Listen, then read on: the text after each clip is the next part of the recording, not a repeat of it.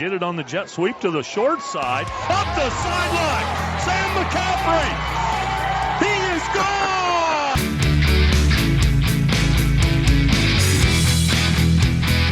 Intercepted. It is intercepted by the Tigers. Steven Brogan picks it off for LC.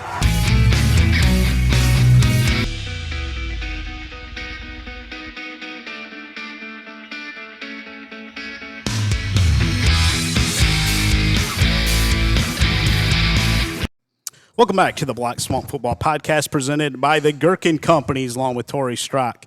I am Lynn, Groll, going to get you set for the regional quarter-final round as the playoff trail to Canton continues on this week. The top 4 seeds will be back in action this week after taking last week off with their bye. Lynn, you kind of get the feeling with 8 teams left that things are kind of as they should be. Yes. At least I have that feeling, you know. And so far, now we'll find out after this week how things play out, but I think I like the 12. I think it was a good compromise so far. Now that may change, but, you know, I think it was a good compromise. I like it. Just that one extra week. Now we're back to 8. There's some teams that, that finished outside of the top 8 that got some wins. Mm-hmm. So you're happy for those guys. So we'll see. Weeded out some of the pretenders. Yes. I think the first week, which all intents and purposes, I think is good for Ohio high school football. I think we should have the best teams in and the teams that can win a championship, in my opinion, because that's what a tournament is for, to find a champion. Yep. Nope, I agree. And like I said, so far so good, and hope everybody came out healthy. We know not everybody did, but for the most part, we wish those guys good health. A week ago, 5 seeds were 25-3, 6 seeds 19-9, and then 7 and 8 seeds were both 21-7. So higher seeds prevailed quite well a week ago. Yes, they did. And one thing we know for certain, Lynn, there are going to be some teams that got byes that we might find out were pretenders. They're going to get knocked off this week. That is a possibility. Fantastic 50, our good friends there, feel like the 1 versus 8 or 9 matchups this week. The 1 seeds will go 26-2. Okay. 2 seeds versus the 7 or 10 seed will go 23-5. 3 seeds versus the 6-11 seeds, 19-9. And 4 seeds versus the 5 or the 12 will go 16-12. Makes sense to me. That's what the experts think at Fantastic 50. I would say when the dust settles, that's going to be pretty close.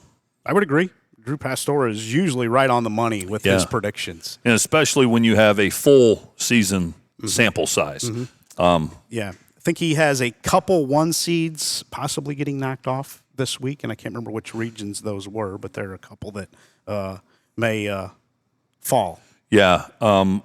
When we were looking at it Saturday on Rise and Rewind, I immediately thought of a couple that could go down. Now I can't. I think maybe Medina Buckeye was one that I thought could fall. Do they play St. Mary's? They play St. Mary's. Okay. That wasn't one that I think that Fantastic 50 had. Okay. And I can't remember which ones they were offhand, but there were 2 that he had kind of looked at that are possibilities. Okay. And we'll see if St. Mary's can get it done in that one. In that matchup against Medina Buckeye in that one. How about the weather this week, Mr. Weatherman? Will we have a weather impact with the rain on Friday, or is it going to be out of the area by kickoff? I think the majority of it is going to be past Napoleon, which is what I kind of looked at because that's where we're at, right around kickoff. It looks like all day long, wind and rain off and on. The site that is uber accurate is the National Oceanic and Atmospheric Administration, and I swear by that site. You get on it now with the government shutdown, and it's not updated to the extent that it used to be. You can still see some stuff for the public good, I guess, disasters and that, but looks like it'll still be breezy after that, though. So the teams that want to ground and pound, they want that front to kind of hang around. Yeah, what kind of wind are you looking at that you saw? Yeah, 15 to 20. Okay. 15 to 20. A little bit of an impact, but not crazy windy. Not crazy. Yeah. Could impact, a punt here or there. Yeah. A quarterback that, some of these kids have such good arms now. They can just cut right through it, But I would say the early forecast favors the teams that are a little more ground-based. Okay.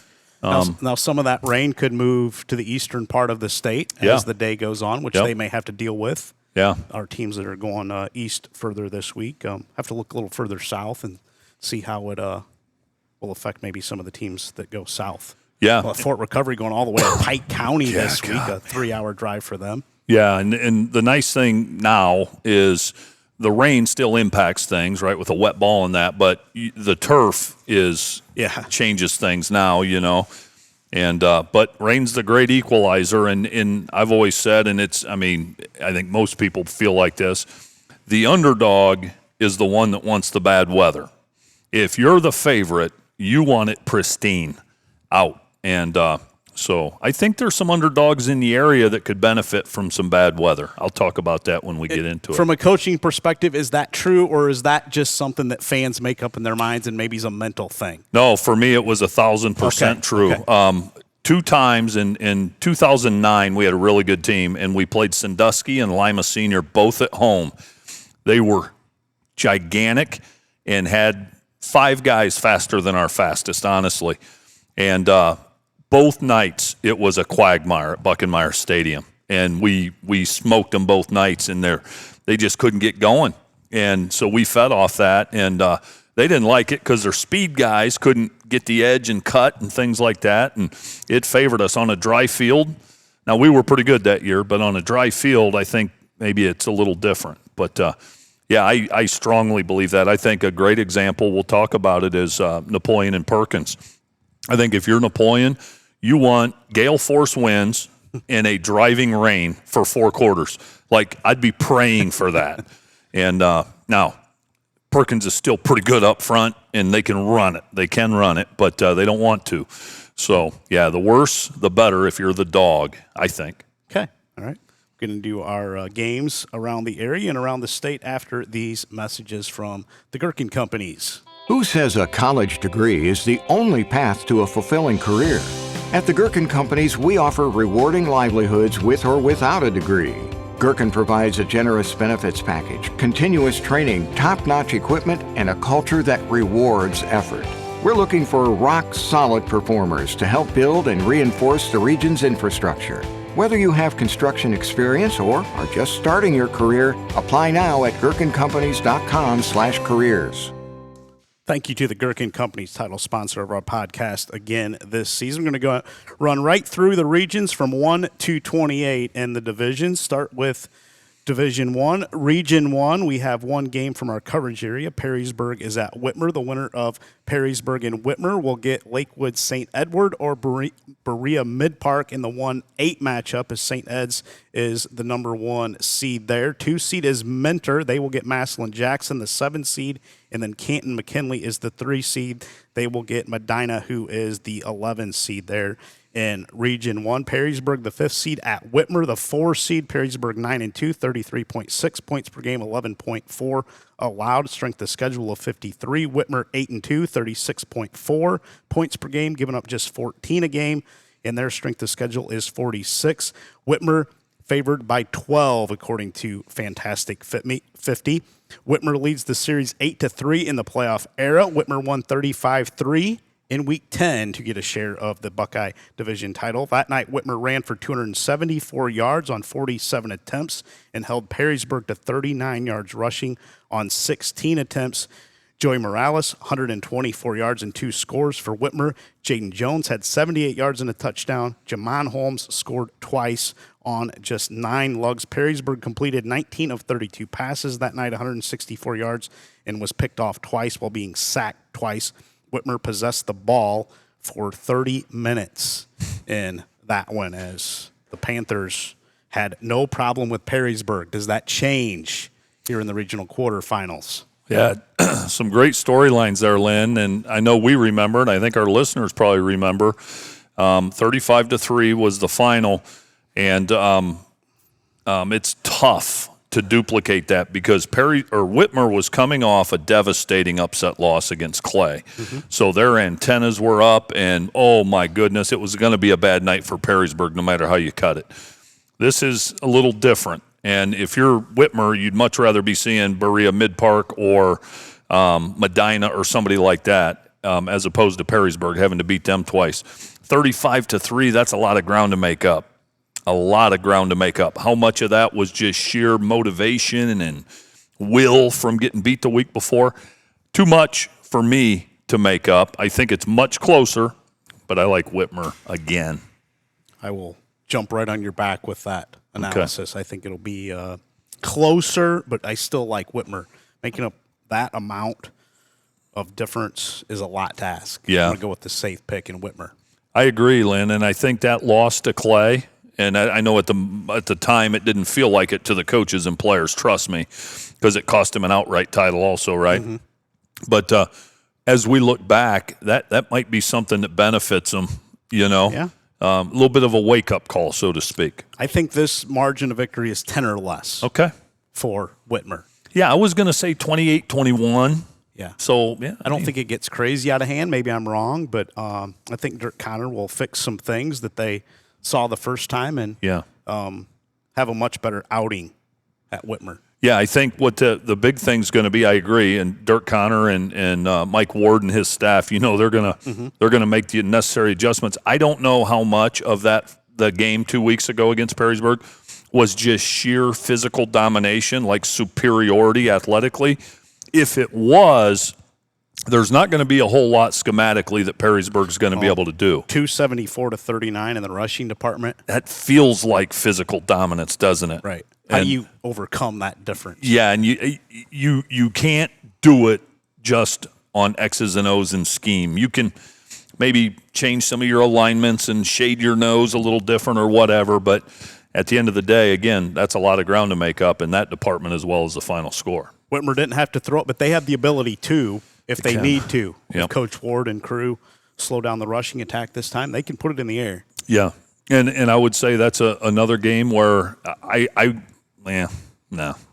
we'll move on. I was going to talk about an advantage with the weather, but I digress on that because Whitmer might be one that doesn't mind bad weather in that game. Oh, probably not with the way they ran it the first time. Yeah. Yeah, they got a stable of running backs there, and they can do a lot of damage. Moving it over to Region 2, we have Huber Heights Wayne traveling to Findlay on Friday night. We will get to that matchup here in just a second. Top seed is Middletown. They will host 8 seed Lebanon. 4 seed is Springboro. They will host Springfield, who is the 5 seed. Troy is the 2 seed. They will get Hilliard Bradley. And then Findlay hosting Huber Heights Wayne on Friday night. Huber Heights Wayne, 7-4, 30.2 points per game. They're giving up 25.5. Strength of schedule of 41. Findlay 6-4, 27.4 points per game, giving up 14.2. Strength of schedule of 18. Wayne is favored by 2 in this matchup. First meeting in the playoff era. Wayne QB Kai Graham leads the Greater Western Conference in passing with 2,130 yards, while Isaiah Thompson has 1,061 yards rushing. Jameer Showtime Brown, he's headed to Ohio State to play for Ryan Day. He's just a junior, 832 yards receiving. He's an OSU commit, ranked 11th overall in the class of 2027. He's either 1 or 2 as far as national ranking, as far as a receiver goes in that class. He won the D1 100 meters earlier this year. Other receiver, Samarian Schrauf, is dangerous as well if you want to double team Showtime Brown. And Brown is the centerpiece of that lawsuit filed in Ohio with the NIL, trying to get that to Ohio. Ohio, one of just 6 states that prohibit high school NIL. That's a good little side note there that he got the ball rolling on the NIL. Yeah. So, Lynn, when we look at Findlay and Wayne, strength of schedule, I'm not sure what it is. But when I look at Wayne's and I see Lakewood St. Ed's and I see Pickerington Central, I got to think they maybe have an edge. 41, according to Martin RPI, for strength of schedule for Wayne. Findlay's is 18. I'll be darned. You know, I look at Findlay's and I agree. You know, I look at Findlay's and you know, there's a few teams on there that the really good teams they played, they lost. Perrysburg, Whitmer, AW, and then Pine Richland, Pennsylvania. Now, they beat a good Lima Senior team, 17-7, but outside of that, they really, I don't think, had anybody that could challenge them, especially in the crossover games in the NLL. So, but Findlay, to me, all year, Lynn, has kind of defied the odds. No doubt about it. I think they've done Coach Adams has done a fantastic job at Findlay. I think what hurts Wayne is they have a 5-6 Kettering Fairmont and 0-10 Northmont. Miamisburg's 2-8, Beaver Creek 4-6, Centerville 3-7. They had a lot of teams that were under 500. Westland. Now, if you look at their schedule as a whole, like you say, St. Ed's 63-27 loss, Pick Central, Springboro, who's really good. They played probably 3 teams better than anybody's Findlay's seen all season. Good point. But as a whole, I think that's maybe why analytics probably knocked them down a little bit. As if you look at Findlay's, most of the teams on their schedule are over 500, probably. Yeah, there's no doubt about it. So I think it's an interesting matchup. I get caught up in Huber Heights Wayne, and automatically think they should have some sort of an advantage. And then you talk about the speed of Brown you just mentioned. I'm going to go with Huber Heights Wayne on the road at Findlay. But with Findlay's running game this year and the confidence they've built, I would not be a bit surprised to see this game be super close. But I'm going to lean Wayne here. Yeah, I don't know that Wayne plays stellar defense. Now, can you stick with them when they're speed? Right. Because they can absolutely burn you all night long with the dudes they have. Yeah, I agree. But could this be 49-48? Something like that? Maybe. I think Findlay's going to have to score with them, and maybe it's decided by who turns it over less. Yeah. You're going to have to hold serve about every offensive possession probably to hang around in this one. I would agree. But I'm gonna take Wayne too. I think that's a little bit safer pick. Where I'm at, a little bit safer. Yeah. Division 1, Region 3 coming up on Friday night. Lewis Center, Olentangy Orange. They are the 1 seed. They will get Delaware, Olentangy Berlin. Lewis Center, Olentangy is the 4 seed. They will get 5 seed Powell, Olentangy Liberty. And in the bottom portion of the bracket, Pick Central is the 2 seed. They will get 10 seed Groveport Madison in that one. And then Pickerington North is the 3. They will get 6 seed Upper Arlington in the lower half of the Region 3 bracket. And Region 4, Cincinnati Elder, the top seed. They will get 8 seed Fairfield. Cincinnati Princeton is the 4 seed. They will get 5 seed Cincinnati Winton Woods. 2 seed is Archbishop Moeller. They will get 7 seed Westchester Lakota West. 3 seed St. X. They will get Liberty Township Lakota East, who is the 6 seed there in Region number 4. Lynn, the expression big boy football. How about Region 4, the who's who of perennial powers? St. X, the 3, Moeller, the 2, and Elder, the 1.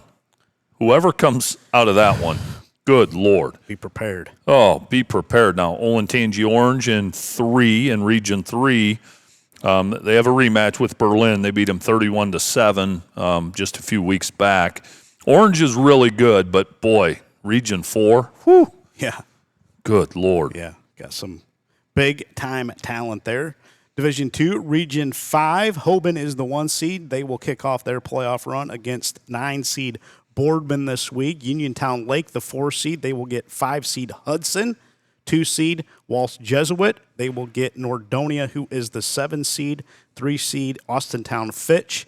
And they will play the 11 seed Green there in Region number 5. Region 6, we have some teams from our coverage area there playing. Medina Highland, the top seed in Region 6. They will host Brecksville Broadview Heights. North Ridgeville is the 4 seed. They will host Anthony Wayne on Friday night.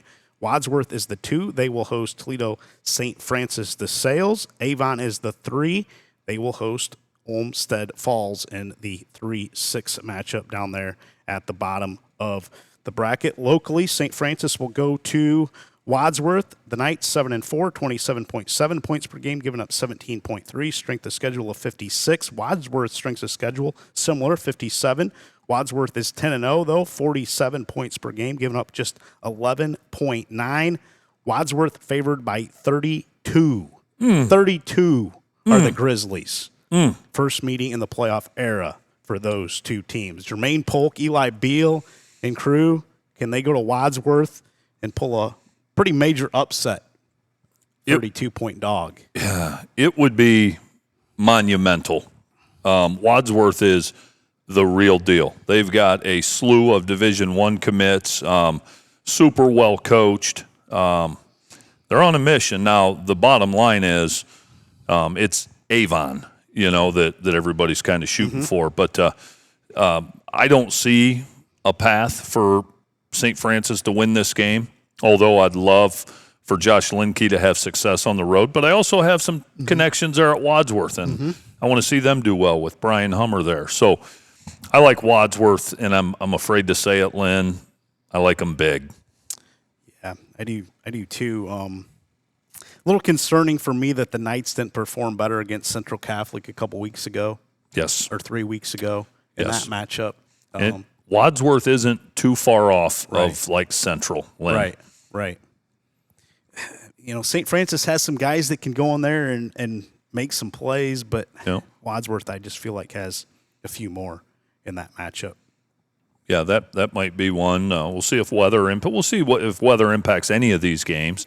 Like I said, the turf makes it a little more cozy. Yeah, but and a lot can happen here in the next 3 days with forecast too. Yeah, that's for sure. 5th seed Anthony Wayne, 7-4, 21.6 points per game, giving up 19.8. Strength of schedule of 12. They are at number 4 seed North Ridgeville, who is 9-1, 31.5 points per game, giving up 21.5. Strength of schedule of 51.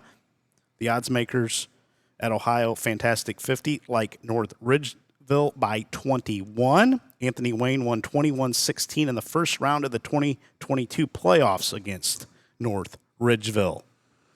Okay. The Generals have been throwing it around a little bit with Porter Brungard at quarterback here the last few weeks. A little bit change in offensive scheme. 21, you said? 21.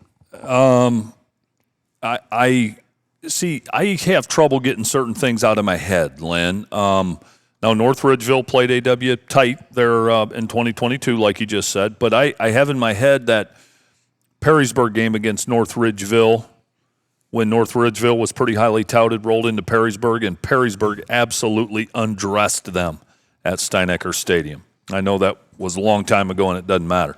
I have trouble getting that out of my mind, and I have faith in Andy Brungard that they could go on the road and get it done. But I'm going to pick North Ridgeville because I think they're a little bit different than that team I'm referencing from years back. They're pretty good, and the more AW throws it, I think North Ridgeville has a chance to maybe get a couple turnovers and win that game. Love to see AW get it done. I don't think they will, though. Closer than 21. I would say closer than 21. I'd bet on it if I were a bet man. Yeah, I think so, but I'm going to go North Ridgeville as well. Drew must know something. 21's a pretty significant number. Andy Brungard and his staff will have their kids ready, and we'll see if it's enough.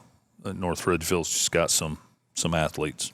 Step away, come back and talk about Division 3. A lot of local flavor as far as Region 10 is concerned. The Swanton Welding Company proudly supports our local student athletes and coaches. We're committed to being your local steel fabrication company in Northwest Ohio and building projects across the country. For job opportunities at the Swanton Welding Company, visit www.swantonweld.com or visit them at 407 Zider Way in Swanton. Hard-working individuals have been the heart of the Gherkin companies for generations. Together we construct the highways and infrastructure that strengthen our communities. Gherkin is seeking rock-solid performers. We offer generous benefits, continuous training, top-notch equipment, and a culture that rewards effort. Want to be part of something big, steady, and stable with room to grow? Whether you're experienced or just starting your career, we encourage you to apply at gherkincompanies.com/careers.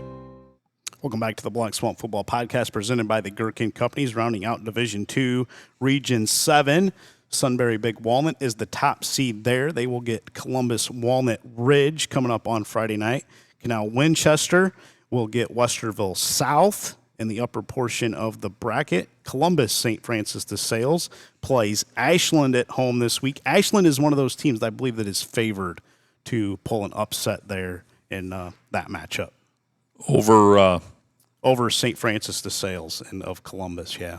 If you look that up on Drew Pastor's Ohio Fantastic 50, I think that's maybe one of them that they're calling for an upset. And then Massillon, Washington will host North Canton Hoover in the bottom portion of that bracket.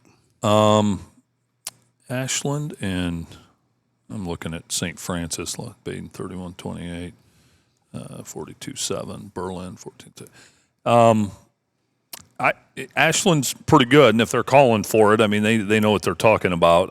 I would lean St. Francis de Sales. I know we're not picking that.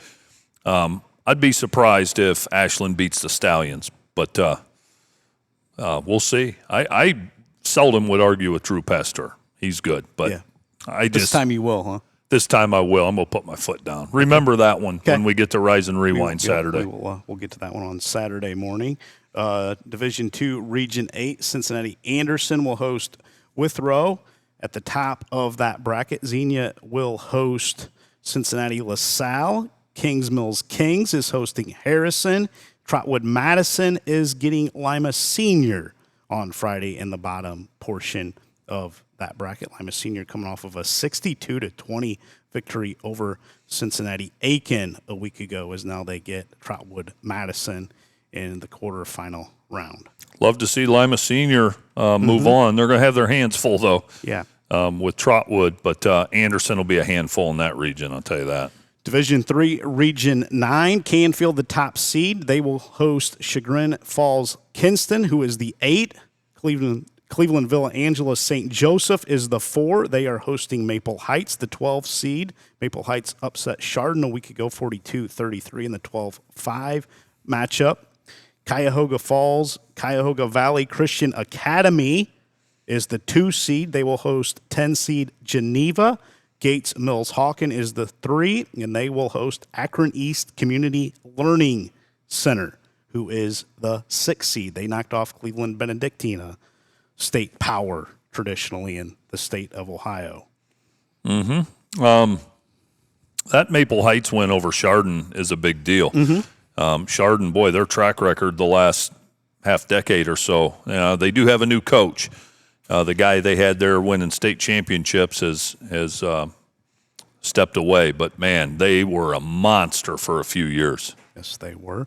Region 10, our area region that we have some teams playing in. Medina Buckeye, the top seed, they are hosting St. Mary's, the Rough Riders, and Beau Fry on Friday night. Richfield Revere is the 4. They will host Rocky River, the 5 seed. Wapak, the 2. They will host Lima Shawnee in a rematch from earlier this season. Lima Shawnee is the 7 seed. Lexington is the 3. They get the honor of hosting Toledo Central Catholic coming up on Friday night. We're going to start locally with St. Mary's at number 1 seed Medina Buckeye. The Rough Riders 8-3, 29.3 points per game, 25.5 allowed. Strength of schedule of 62. Buckeye 10-0, 36.6 points per game, 14.8 points per game allowed. Strength of schedule of 37. Buckeye is favored by 9. First meeting in the playoff era. St. Mary's running back Caleb Schmidt, 163 yards from the 2,000-yard plateau. He has 28 touchdowns. Going to need a lot of Caleb Schmidt. And I like St. Mary's on the road to knock off the top seed. Lynn, that's why I respect you. You tend sometimes, most of the time, to do the right thing. You did the right thing there. And some people may say, whoa, an 8 beating a 1. Yep. I agree with you. St. Mary's is going to be a handful. You said these two have never met before in the playoff era? Have not. Advantage St. Mary's in that one. They've seen a lot of teams. I'm going to assume, that do what Buckeye does. Buckeye hasn't seen a lot of teams that do what Memorial does. I like St. Mary's, but don't be surprised if it's an absolute back-and-forth tussle.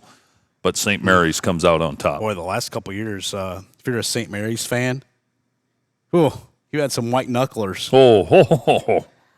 Remember their run they went on a year ago? Oh, gosh. Absolutely. Absolutely. Kind of started that way a week ago with a dandy first-round game for St. Mary's and in that victory last week over Copley, 36-34. Yeah, they keep you hanging on. They don't want the fans to leave early, that's for sure. We both like St. Mary's to pick up the win on the road there. Lima Shawnee, the 7 seed, they are at number 2 seed. Walpock, Shawnee 8-3, 27.5 points per game. Giving up 18.9, strength of schedule of 69. Walpock 10-0, 39 points per game, giving up just 13.4, strength of schedule of 73. Walpock favored by 26. The Redskins cruise to a 42-14 triumph back in Week 7, and Walpock has won their last 6 against Shawnee, and I like them to do it again. Caleb Moyer, Caden Page, and crew, no stopping them. No, and Lynn, some of these rematches I think will be closer than the first time. The first time it was 4 touchdowns. I think it'll be something similar. I truly do. I don't think Shawnee can close that gap, and that's no disrespect to Shawnee. They've had an outstanding year. Yeah. Gosh, that program's trending the right way, but unfortunately they're going to run into the, 5 straight time WBL champ or – Well, more than that, all the way back to 2018 that they've either outright or shared it. Yeah. It didn't count in 2020 because of the COVID year.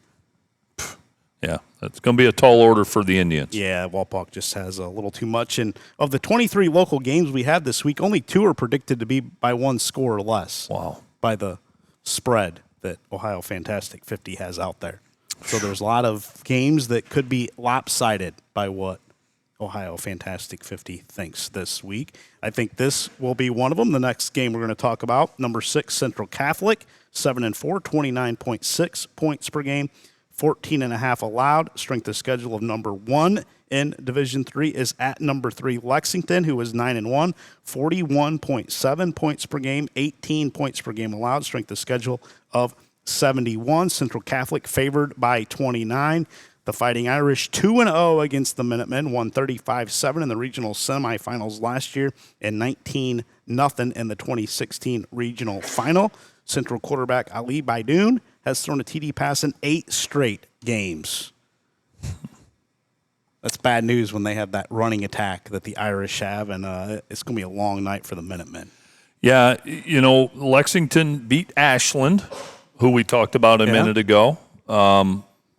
Fantastic 50 likes Ashland possibly to upset Columbus DeSales.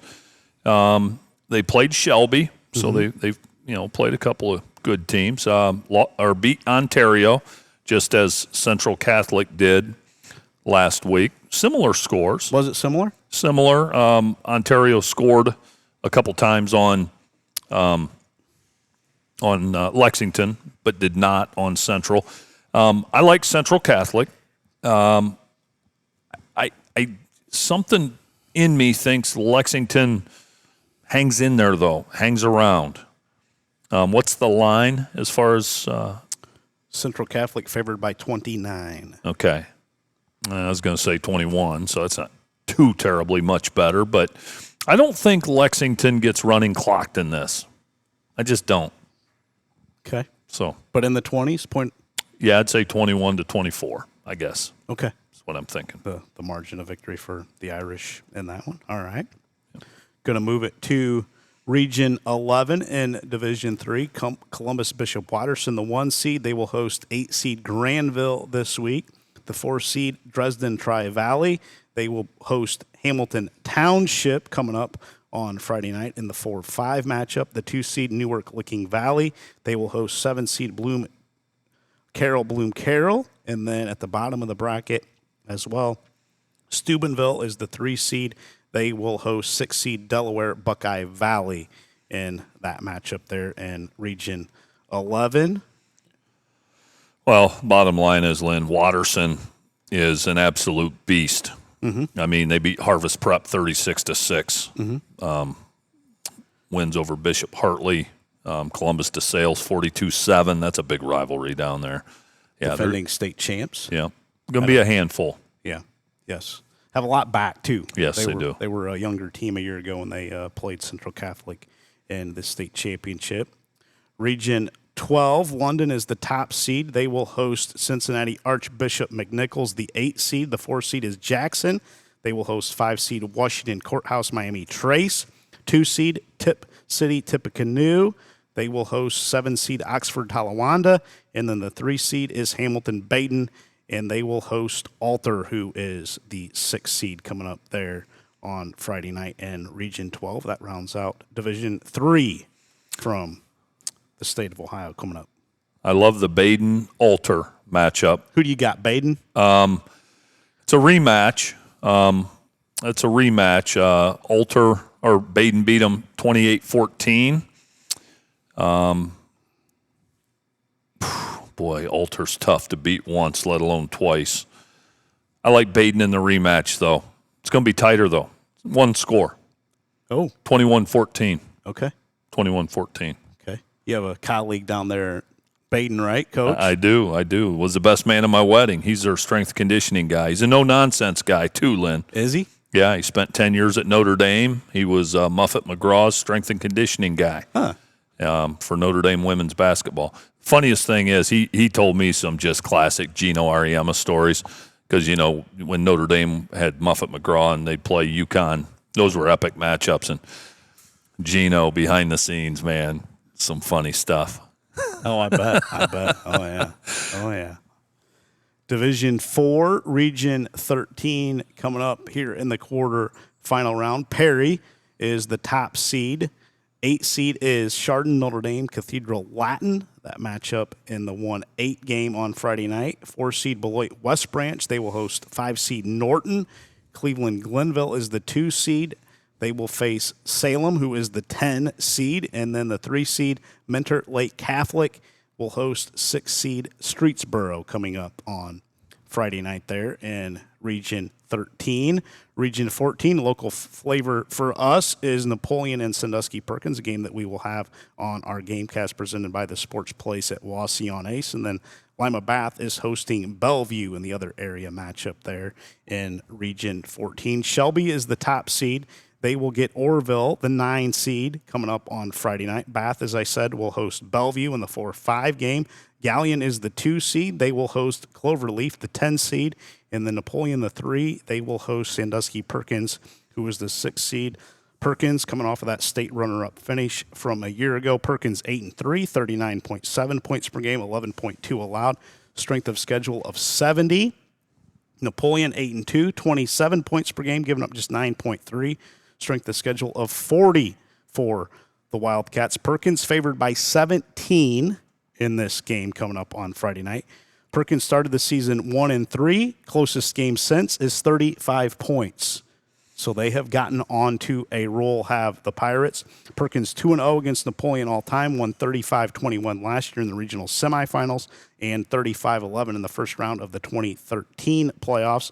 Napoleon tied last year's playoff game at 21 apiece on the first drive of the second half before Isaac Bunce went for, he had a big second half, finished with 152 in the second half on 19 carries in that one. And then Michigan State signee Braylon Collier also had a touchdown in that one for Perkins. Perkins held Napoleon to 49 yards rushing on 34 attempts a year ago. Now there were some sacks involved in that.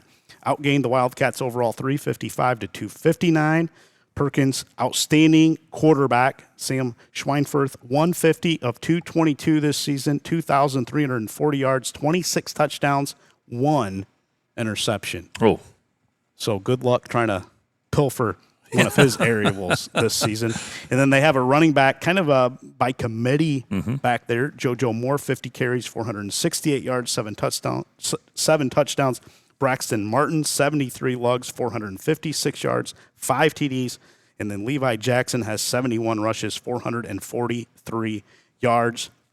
3 guys all between 443 and 468 on the ground. Blake Parker is their big-time receiver as he stepped into Braylon Collier's shoes this season. 68 grabs, 1,174 yards, 10 TDs. Perkins allowing 3.6 yards per rush. St. Francis ran for 245 on them on 48 attempts, while Clear Fork had 150 on 47 attempts. Scott had 65 yards rushing on 25. Harvest Prep, really good D5 team, did not make the playoffs. They ran for 106 on 29 attempts against Perkins. Bellevue had 49 yards on 20 carries. Clyde, 24 rushes, 86 yards. Sandusky, 27 rushes, 127. Norwalk, 42 carries, 130. Huron, 19 attempts on the ground, 80 yards. Columbian, 21 for 95. And then Clearview had 36 rushes for 86 yards. Foes threw for 1,258 yards on 244 attempts against Perkins this season. Napoleon, they like to do it on the ground. 2,726 yards rushing on 406 attempts. They've only thrown 75 passes. 406 on the ground, 75 passing attempts all season. Hayden Groll, 1,635 yards rushing, 19 TDs, 227 totes. George Eggers has chipped in 477 and 9 scores on 75 carries. Kelby Parsons, the quarterback, 63 keepers, 312 yards and a touchdowns. Perkins held Eggers and Groll a year ago to 79 yards on 28 attempts. Napoleon is holding foes to 2.7 yards per carry, 271 rushes, 735 yards. They've surrendered 1,324 yards passing on 118 of 221 attempts. Paul Saucer, 3 picks. Tristan Fellows, Hayden Gherkin, and Cole Sarrigan, 2 each for Napoleon coming into Friday night's regional quarterfinal against Perkins, game that we'll have on our Gamecast presented by the Sports Place at Wasion. Ace, pregame 6:30, kickoff at 7 from Buckenmeyer Stadium. I am super, super pumped to cover that game, Lynn. I'm glad that's where we're at. We'll be well taken care of there. I would venture to say that the majority of the rushing yards Napoleon surrendered came against like 3 opponents the whole season, because they haven't been tested about the last 6 weeks, if I'm being honest with you. Now, you can call Fremont Ross a test, but that's a team that gave up 69 points a week ago. Olmsted Falls. To Olmsted Falls. So the Cats haven't been tested really since week 4 against Clay. Is this the best team Napoleon's played all year? By far. Yeah, not even close, to be quite honest with you. Anthony Wayne, week 3, a game Napoleon could have won, probably should have won. But other than that, they have not been tested whatsoever. Now, that isn't always a bad thing. Number one, they're fairly fresh. They've been able to spread the ball around now that George Eggers is healthy now. You know, their passing yards this year, you said they've attempted just over 70 passes. What a contrast to last year when you had Owen Espinoza, who probably threw it a couple hundred times, you know. But they haven't had to. They have not had to against the schedule, which is the elephant in the room. You don't have to like it, but it's a fact. So they're going to have to Friday night. They're going to have to because I don't think you can just bludgeon Perkins. Now, if anybody can, it's Napoleon. Groll and Eggers are a 1-2 punch. Napoleon has improved up front. Kelby Parsons is a third leg to that monster of the ground attack. And I think Parsons can throw it. I really do. I think he can throw it. We'll see. Perkins is, I know Napoleon's hungry for the rematch. They battled last year to the wire, but I would venture to say Lynn Perkins is also hungry for the rematch. And so I think the stage is set. I think Napoleon's capable of pulling it off. I truly do. I was talking to some of the kids about that. They said, Coach Strock, what do you know about this? We're 17-point underdogs. And I said, that's a website that, predicts those games. And I said, and it's based on some analytics and things. And I said, but there's things that website can't measure.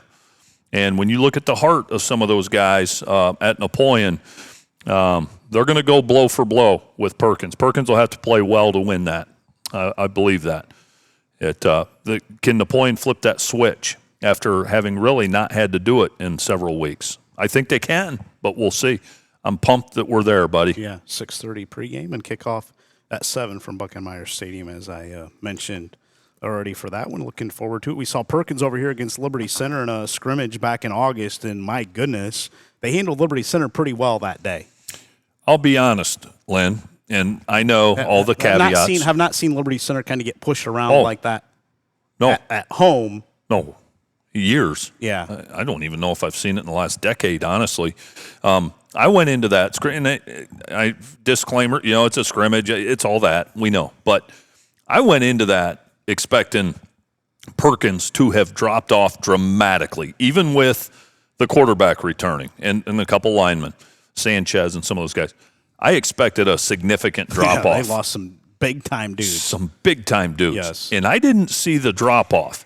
And a couple of times when they came up and stuck Garrison Cruz, that's when I said, you know what? These guys may be different than last year, but they're still pretty nasty. And they are. And their offense, Perkins' offense, looks a lot like Archbold. There is a ton of just quick perimeter throws, but they can also run it. They'll bring an H-back in there and run some counter. Very diverse. Very diverse. They remind me of Archbold, almost a spitting image. It's crazy. And Jalen Santoro, here's the bottom line. He's an outstanding coach. He is an outstanding X's and O's guys. He comes from a coaching family. So he'll have those kids ready mentally and schematically. But Tyler Swery will have the cats ready too. Yeah. I guarantee you. Yeah, and a team that plays with a little bit of edge. Think of the old Clyde teams. Oh, great comparison. Oh, Chad Long and crew when he played at Clyde. It's just that kind of that area. It is. And it's the Liberty Center kind of mentality. Yeah. We're just going to knock your teeth in. And see, here's the thing about like Liberty Center, you mentioned, the old Clyde teams, Perkins.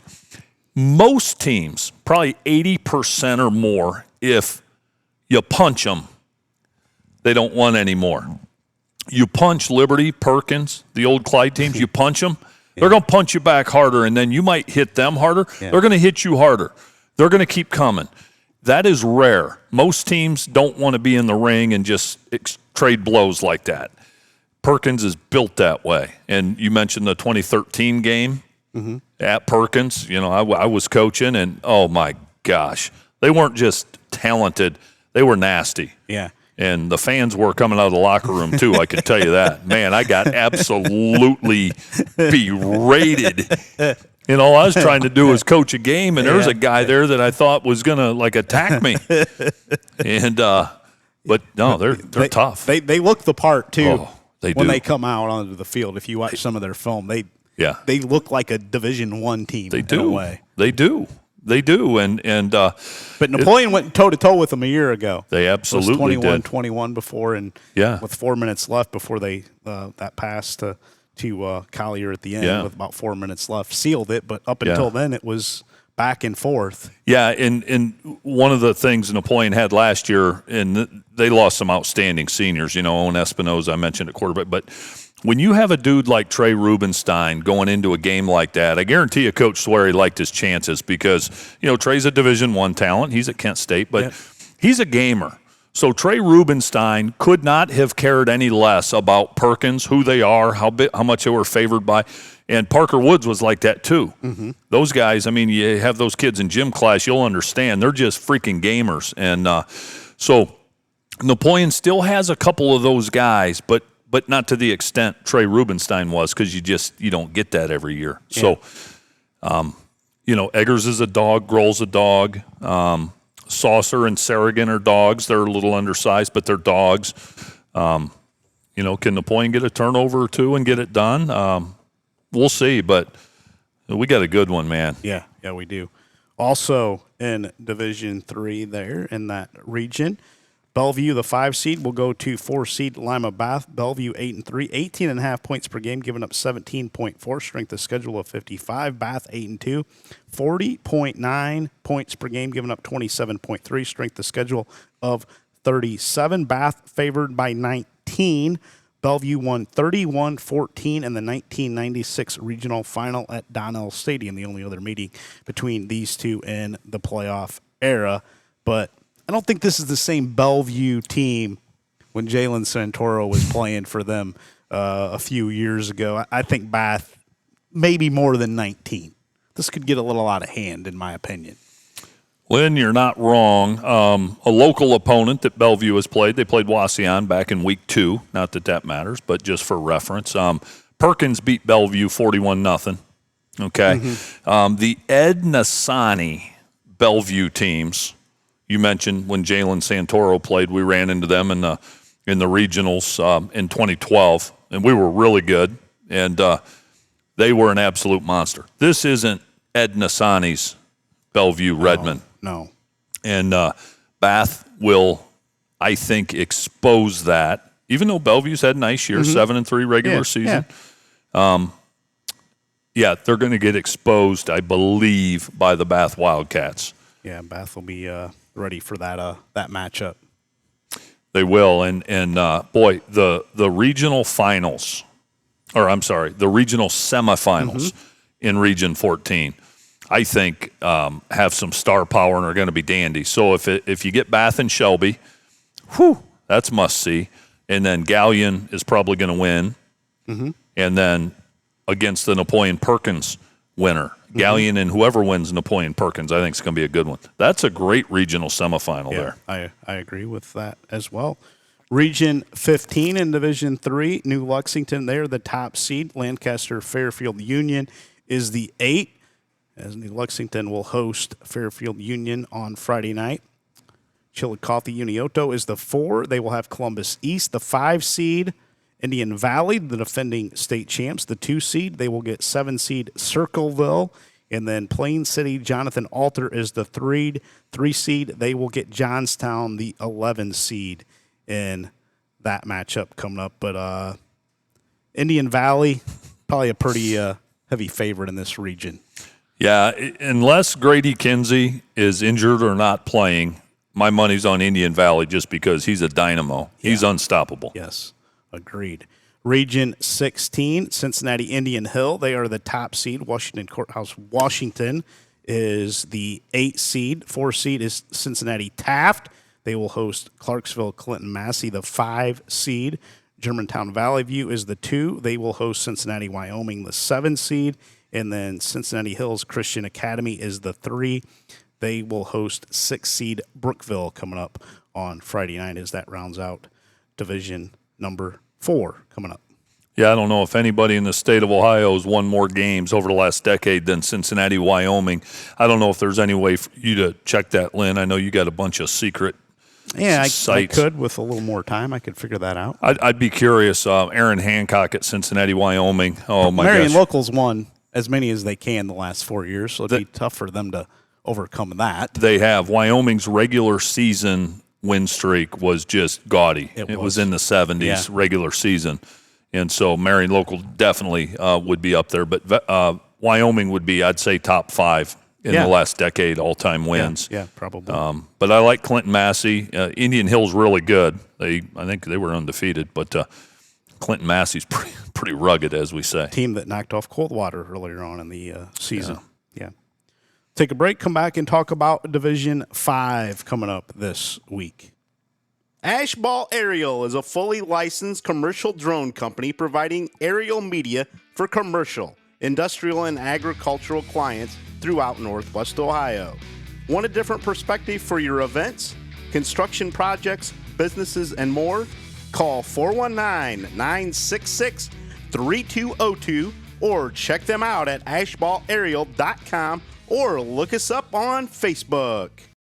American Freedom Energy and Grandma's General Store off Route 24 on State Route 109, just south of Liberty Center, now has 88 unleaded fuel and is your one-stop shop for fuel, food, drinks, and much, much more, including locally raised meats and home-baked goods. American Freedom Energy and Grandma's General Store is proud to support Black Swamp Football and is the host of the Black Swamp Football podcast, football show, and Saturday mornings Rise and Rewind. Stop in and see Glenn and Greg today and make American Freedom Energy and Grandma's General Store a part of your everyday routine.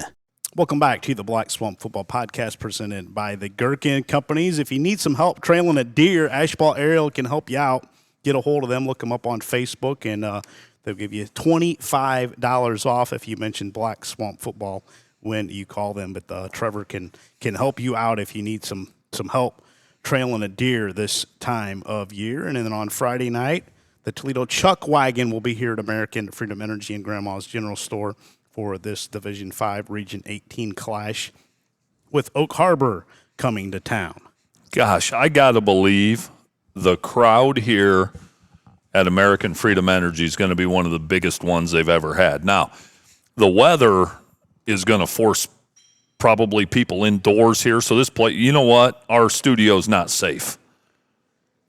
You have to bubble wrap it. We may have to bubble wrap it. Don't want any of those grilled cheese. No, I know. Crumbs all over my desk when we come in here Saturday morning because that happened before and I know. Wasn't too happy about it. I know. Your niece, Yes. Colton Cruz. Colton, if you're listening, I don't think he's going to make that mistake again. he better not. I think he got the memo. And your sister, Yeah. all were up here eating Yeah. some kind of sticky Yeah. food. Sticky and greasy. French fries and Yeah. all that. Peyton, Colton, Tracy. Yeah. And they had dipping sauces, too. I saw it in the picture. Yeah. That's a no-no, too. You don't need to dip everything in something, for crying out loud. Everybody thinks they need dipping sauces, for goodness sakes. Drives me nuts. Shouldn't even bring them. I hope Chuck Wagon doesn't even bring dipping sauces. Says eat it as is, for crying out loud. Ketchup shouldn't even be allowed as far as I'm concerned. Just eat. You don't need to dip everything, for crying out loud. I get mad when I think You don't about dip that. anything? No. Gosh, no. Hate it. God, can't stand it when people think they got to dip their stuff and stuff. God. I have a feeling we're going to get a picture from your sister. Oh, I know we are. About 6:45 Friday night, sitting right here. I know we are. And they're going to rub it in, and we're going to be hostage at Buckenmeyer. She knows we're not going to be able to come do anything about it. I may leave to take care of some business here if I have to. Yeah, this place, Lynn's going to be hopping. Yeah, and Oak Harbor folks, if you're listening, you're more than welcome. It's the convenience store on the right side of the road just before you get into town after you get off of 24. Yeah, it's right by the road. You can't miss it. No, but there's people that have come here to do shows with us, and they end up back looking at lawnmowers because they see all these red buildings, and it's the one by the road. Grandma's General Store, the gas station up front. Yes. But just stay away from our studio desk, Yes. please. We don't need any grease or sticky substances on there. We're in trouble after saying that. Somebody's going to do it just to, Yeah, and they're going to get it too. I'll tell you that. I have some thoughts on who it could be. Yeah. Don't worry, I have some muscle in this town. All right. So be careful what you do up here on Friday night, before and after the game. Well, I may stop in here afterwards just to check up on the place. Yeah. I can do that. The place will be hopping afterwards too. I guarantee you. Yes, it will. It'll be my sister and Spike Whitman shutting it down. There's a pretty good chance. Oak Harbor in town, the 9 seed to take on top-seeded Liberty Center. The Rockets 9-2, 38.2 points per game, giving up 24.2. Strength of schedule of 85 this season. Liberty Center 10-0, 49 points per game, giving up just 4.8 points per game this season. Strength of schedule of 52. Liberty Center favored by 31. LC is 3-0 all-time against Oak Harbor, 14-0 in the 2018 regional semifinals, 45-14 in the 2023 regional semifinals, and 24-21 in last year's regional semifinals. The Rockets allowed only 85 points all of last season, a little different this season. Garrison Cruz leading Liberty Center with 13.7 yards per tote, 96 rushes, 1,319 yards, 27 TDs overall. Thomas Moeller, 187 yards away from 1,000 himself. He has 12 rushing touchdowns on the season.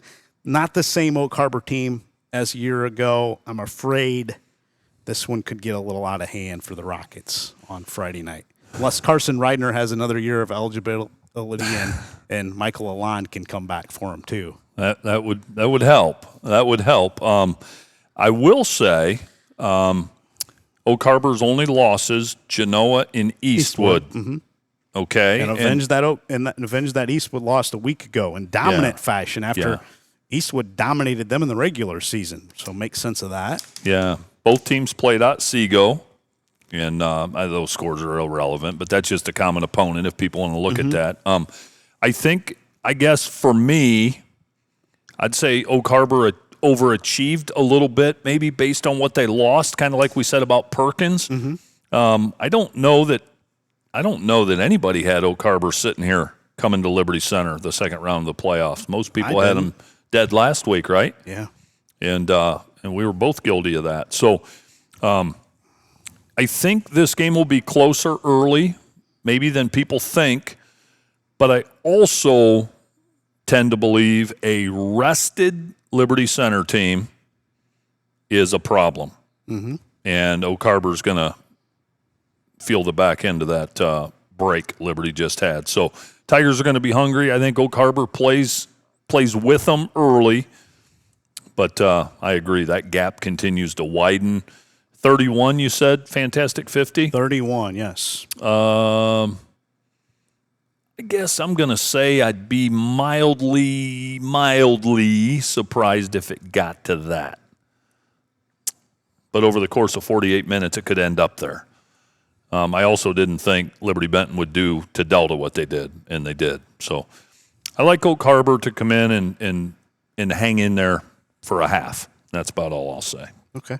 Yeah, I like Liberty Center by a lot. I think they end up with a running clock at some point as the game progresses. Not the same Oak Harbor team, and I think this Liberty Center team is, very similar to a year ago. Yeah, I agree with that. Very similar. And I look at some of the points. I was looking at Oak Harbor's schedule. Some of the points they gave up, there's a couple games where they gave up a lot of points to teams that weren't great. Right. Liberty doesn't give up points to teams that aren't great. Yeah. So there you go. Yeah. And Kellen Weimer, the offensive lineman for Liberty Center, committed to Ohio State earlier this week, just a junior. He'll be playing with Showtime Brown down in Columbus here in a few years. Yeah, Ryan Day, and I think every coach wants to kind of build a fence around their state with their top prospects. So congratulations to Kellen and the Weimer family. Yeah, no doubt about that. 11 seed Port Clinton is at number 3 seed Genoa this week. Port Clinton 7-4, 34.1 points per game, giving up 20.6. Strength of schedule of 87, though. The Comets and Bill Fisher 9-1, 39.1 points per game, giving up 20.3. Strength of schedule of 67. Genoa favored by 11 in this matchup. Genoa leads the series in the playoff era 15-14. Landon Lice is 129 at 261 this season for 1,748 yards and 23 scores. Malachi Pinkerton has over 1,100 yards and 12 scores rushing for Port Clinton. Gavin Cornell has caught 45 passes for 692 yards and 10 touchdowns for Port Clinton. Alex Materney, 676 yards rushing for Genoa. Miles Mollenauer is 107 and 167 and through the air, 1,482 yards, 17 TDs. Jackson Magnan, 51 catches, 764 yards. Genoa has a lot of pieces, and I don't think they have any trouble with Port Clinton on Friday night. But Genoa favored by just 11, but I think they cover that. Yeah. I think it's closer to 20. Yeah, I'm going to just piggyback off what you said because I was going to say the same. Knowing what we know about the leagues and Genoa this year and that, I like them to cover that and then some, for sure. Not saying it won't be a score or 10 points at halftime, but by the end of the night, Genoa is going to have a commanding lead. Yeah. The winner of that Oak Harbor Liberty Center game will get the winner of this one, number 5 Liberty Benton at number 4 Cruston Norwayne. The Eagles of LB 11-0, 47.9 points per game, giving up just 5.5 points per game. Strength of schedule of 100, make of that what you will. Norwayne 8-2, 34.1 points per game, 17.5 points allowed per game. Strength of schedule of 44. LB favored by 25. This is the first meeting between these two schools. Norwayne's Jacob Bruner is 135 at 214 passing, 1,872 yards, 17 TDs. Norwayne has thrown for 1,900 yards and ran for 1,679. Ryder Ingold has caught 55 passes. He is 51 away from 1,000 for the season. 12 TDs for Norwayne. And you look at Liberty Benton's schedule, it's ranked 100th, but they're a lot better than that. If they win this one, Liberty Center wins. I think the state championship is right over here in 2 weeks. My personal opinion. Whoever wins that one will win the state championship. I'd like to be able to debate you a little on that, Lynn. You want to debate me? But I can't. I think Liberty Benton and Liberty Center are the two best teams in the state. Now, Liberty Benton lost one of their dudes a week ago, and Zach Elkert, the great running back and linebacker. And, boy, we wish Zach and the Elkert family nothing but the best. And thinking about you, my man. And, just makes you sick to see a senior like that go down with a run that Liberty Benton can make this season. Twin brother Seth will pick it up. Connor Barbara, their outstanding quarterback, will pick up the rushing attack a little bit for them. They have some outstanding receivers. That line is great. The defensive line is so good. I think Liberty Benton goes to Norwayne and running clocks again. They've had 11 running clocks. I think they make it 12. Now, week 12 will be a little bit different if they have to come here to Rex Lindgren Stadium and Kip Kern Field. So, again, it's been well documented, Liberty Benton's strength of schedule because of the league they play in and that. But I'll say this. Liberty Benton would have been the league champion in the majority of leagues around here. They would have been. I'm not saying they'd have won the NWAL. WBL, be a tall order to beat Walpock, but LB Walpock be a heck of a game. Liberty Benton would have won most leagues. So throw that out the window. The difference between Liberty Benton and a lot of teams and anyone Liberty Center's played to date, including Friday against Oak Harbor, their team speed. You can't appreciate it on film. You look at their schedule and say, well, yeah, they look fast against the schedule they played. I'm telling you right now, they're bona fide team speed. You mentioned guys that'll pick up the slack. Connor Barber, the quarterback, will. Reed Irwin will pick up the slack. Carson Griffin will. They'll find a way to get Seth Elkert a few more touches. He touches it in a variety of ways anyway, but they'll find another wrinkle for him. And maybe the loss of Zach is even bigger on the defensive side than what he did at linebacker, so honestly. Good. So good defensively, Lynn. Because with that front group, he can just kind of run around. Straight. Yeah, and his speed is just they still have great team speed without him. But, boy, in that range he has at linebacker is you just don't see that every day. But I like Liberty Benton to go to Norwayne and win that game. I do. Norwayne's physical. They're tough. Do they have the speed, though? That'll be the determining factor. If you have speed, I think you have a chance if you have some guys up front. I like Liberty Benton. I'm not sure about the running clock, though. I'm thinking 35-7. 35-7. Okay. No running clock this week? Nothing would surprise me out of them, to be honest with you. But if I'm going to say no. A rainy night could slow down Liberty Benton a little bit. Could even the playing field a little bit for Norwayne if it's raining in Creston on Friday night. It could. One of the I don't even want to use the word advantage. One of the things that Liberty Benton has in their favor, losing the outstanding player Zach Elkert, is it wasn't the week preceding the Liberty Center game. So they had a week to prepare this week. They'll play Norwayne. Then they have another week to kind of rearrange the pieces to that puzzle. Liberty Benton staff, for folks that don't know, you think of great staffs with continuity, Liberty Center, Archbold, Patrick Henry, Liberty Benton. I mean, there's guys on that staff that have been together more than 20 years. They have a lot of guys I coached against back in 2001. Most of them are still there. Yeah. So they'll adjust to it. Yeah. But Yeah, the Genoa Port Clinton winner will get the winner of Worcester Triway and Fairview Park Fairview. Worcester Triway, the 2 seed, Fairview Park Fairview, the 7 seed coming up in the regional semifinals rounds. And next week's games will also be at the higher seed for those folks that are listening and watching. And then the regional championships will go to neutral sites coming up here in 2-3 weeks, I guess it would be. Region 17 in Division 5. I'm going to give you the matchups there. Youngstown Cardinal Mooney, the 1 seed, they will host Canfield South Range. South Range is the 8 seed. Garrettsville Garfield, the 4 seed. They will host St. Clairsville, who is the 5. In the 2-7 matchup, Girard will host Akron Manchester.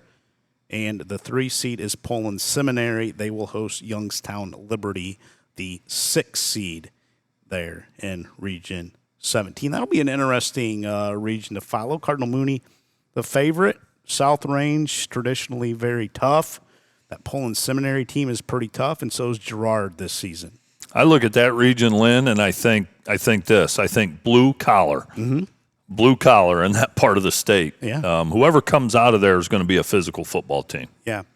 Region 19, Wheelersburg, the top seed. McConnellsville Morgan is the 9 seed. That matchup coming up on Friday night. 4 seed is Barnesville. They will host Portsmouth, the 5 seed. Gahanna Columbus Academy is the 2. They will host 10 seed Chillicothe Zane Trace. And then Nelsonville York is the 3.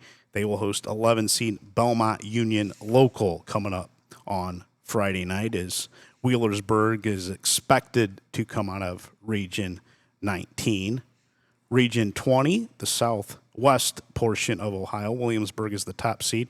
They will host Richfield North Union, the 8. St. Paris Graham is the 4. They will host Carlisle, the 5. And then the bottom half of the bracket, Lewistown Indian Lake is the 2. Camden Preble Shawnee is the 7. And then the 3-11 matchup, Miami East will host Cincinnati Marymount on Friday night there in Region 20. Yeah, Region 20 would be the one I know the least about, Lynn, but I know this about Region 19. There'll be some Carhartt clothing in the stands at those games. Yes, there will. Yes, there will. You're absolutely right about that, Coach. Division 6, Region 21. Let me give you the matchups there. Kirtland, the state champion favorite in Division 6 this season. They're the top seed. They will host 8 seed Wycliffe this week. Hanover United is the 4. They will host Smithville, who is the 5. 2 seed Columbiana Crestview is hosting Sugar Creek Garraway. And then Columbia Station Columbia is the 3. They are hosting Dalton, who is the 6 seed coming up on Friday night. Local region, Region 22, Castelia Margaretta is the 1. They will host Cary, who knocked off Patrick Henry a week ago. Paulding and Fairview. Paulding will host Fairview in the 4-5 matchup. Hopewell Loudon is the 2. They are hosting Collins Western Reserve, the 10 seed, who knocked off Bluffton a week ago.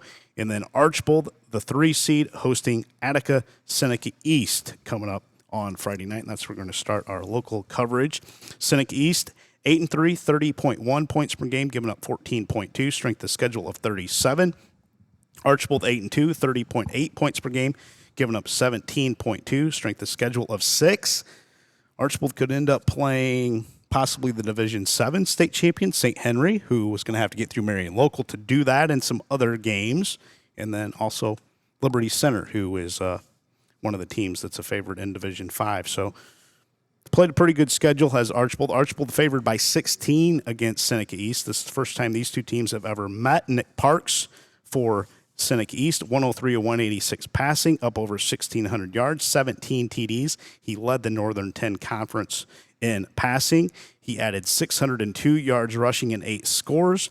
Jackson Gayhart, 770 yards and 8 scores this season on the ground. Gayhart also had 26 tackles for loss in the regular season. Morgan Harris, 644 yards on 34 snags for Archbold from Maddox Penner, 132 of 201, 1,710 yards, 18 TDs, and then Ryder Ryan is 21 yards away from 1,000 for Archbold coming into this one. But I like the Archbold Blue Streaks at home over Seneca East. What's the line in this one, Lynn? 16 for Archbold. Archbold covers that, and they just flat out are going to feast Friday night. A soggy, windy, wet night may hamper some of those offensive numbers because Archbold, they're so balanced. What makes them dangerous is that balance.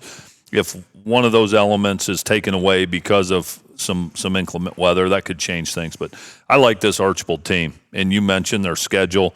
They survived the PH game and played Liberty tough for a half. They've battled St. Henry. Archbold's playoff ready here. I like the Streaks a lot in this region. Yeah, a little younger team. A lot of sophomores out there on the gridiron this season for Coach David Dominic, but put together a really good team this season, and they have a chance to make a little bit of a run here. They will get the winner of Hopewell Loudon and Western Reserve coming up next week. The 2 seed is Hopewell Loudon, and the 10 seed Western Reserve, who upset Bluffton a week ago. Rematch in the 5-4 matchup here in Region 22 is Fairview is at Paulding. The Apaches 10-1, 43.7 points per game, giving up 18.6. Strength of the schedule of 88. At number 4, Paulding, 10-0, 41.3 points per game, giving up 12.1. Strength of schedule of 106. Fairview favored by 9 in this matchup, but Paulding won 36-31 on September 26. Fairview outgained the Panthers 531 to 359, but had 5 turnovers. Paulding led 16-7, 24-13, 30-16 late in the third before Fairview took a 31-30 lead with 1:33 left. Colt Hunt then hit Jalen Mans for a 54-yard touchdown 55 seconds later to give Paulding the victory. Both teams didn't play a perfect game. Paulding 11 penalties. Fairview had 8. Jalen Mans caught 6 passes for Paulding, 151 yards and 2 TDs, while running for another. Colt Hunt was 19 of 36 through the air, 303 yards, 3 TDs. Fairview was limited to 72 yards rushing on 28 attempts, but threw for 459. Gavin Mead, 10 catches, 136 yards. Brody Williams, 5 grabs, 104 yards, 1 TD. Logan Olinger, 9 catches, 91 yards. Drayden Grinnell Dennis, 3 catches, 30 yards. 2 of those went for touchdowns. Jonathan Huffman, 2 snags, 25 yards. They paced the Apaches. William Zedek, 34 of 60 for 459 yards and 4 TDs. How do you look at this rematch going? Is there a lot of points scored again? Is it another shootout, or does it get a little more defensive the second time around? I've thought about this matchup a lot this weekend into this week, Lynn. One of the toughest ones to predict how it's going to unfold, I think. It's also unique in that so many of these games are on artificial turf this week. This one, with rain all day Friday, is on natural grass. And as you're going through some of your stats, I'm thinking, okay, who does rain favor and hamper more in this game? It hasn't rained for months, so it's going to take a lot of rain to really muck it up. But the fields have been watered all season. True. Yeah. So, not the same as our yards. But you're right. They'll be able to handle some. Hopefully they've... Yeah, some of these surfaces now with the grass, they have drainage too. With what they can do with the grass surfaces. Don't know if Paulding and Archbold have that advantage of the drainage in their fields or not. I think Archbold's is really well drained. Yeah. They've got something kind of above and beyond. Paulding I can't speak on. Not sure how that favors or hinders another team. If I had to say who it favors, if it's just a nasty mess, I'm going to lean it favors Paulding a little bit, believe it or not, because of the versatility of the Mans brothers. And Fairview didn't run the ball against them very well the first time. No, they did not. That's a concern to me. They threw for 459. Ran for, what did I say here? Do I have that? I thought you said 70-some maybe. I thought I did, but now I don't see it.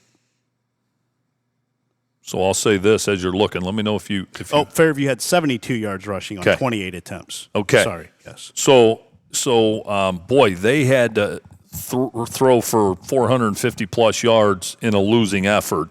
If it's nasty, nasty weather, like I said, I think that favors Paulding.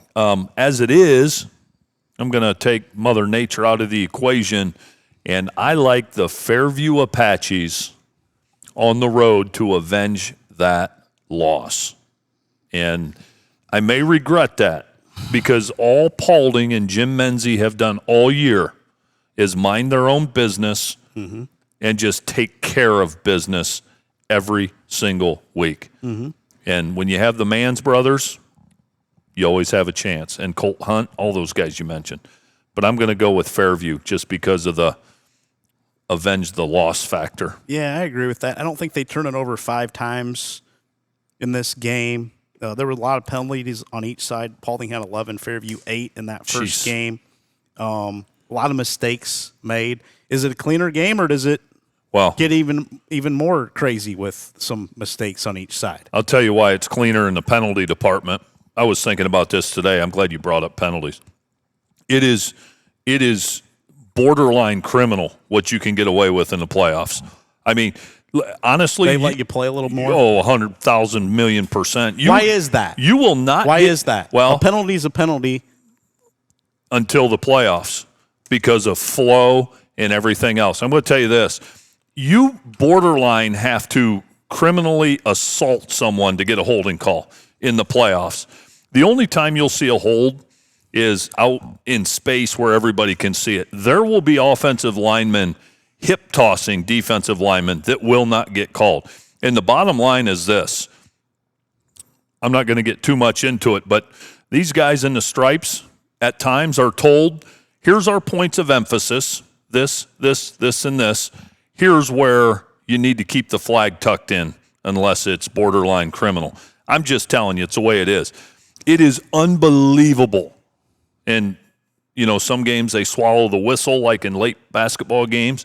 In the playoffs, they tuck those flags deep, and they will not throw them. It is unbelievable. And I've got a lot of officiating friends, and they can listen to me say that because it's a fact, Jack. They do not throw flags in the playoffs. So if you want to hold and try to get away from with some things, have at it. You ain't going to get called. There were 19 combined penalties. Yeah. I'll be shocked if there's 8 combined. 8 combined.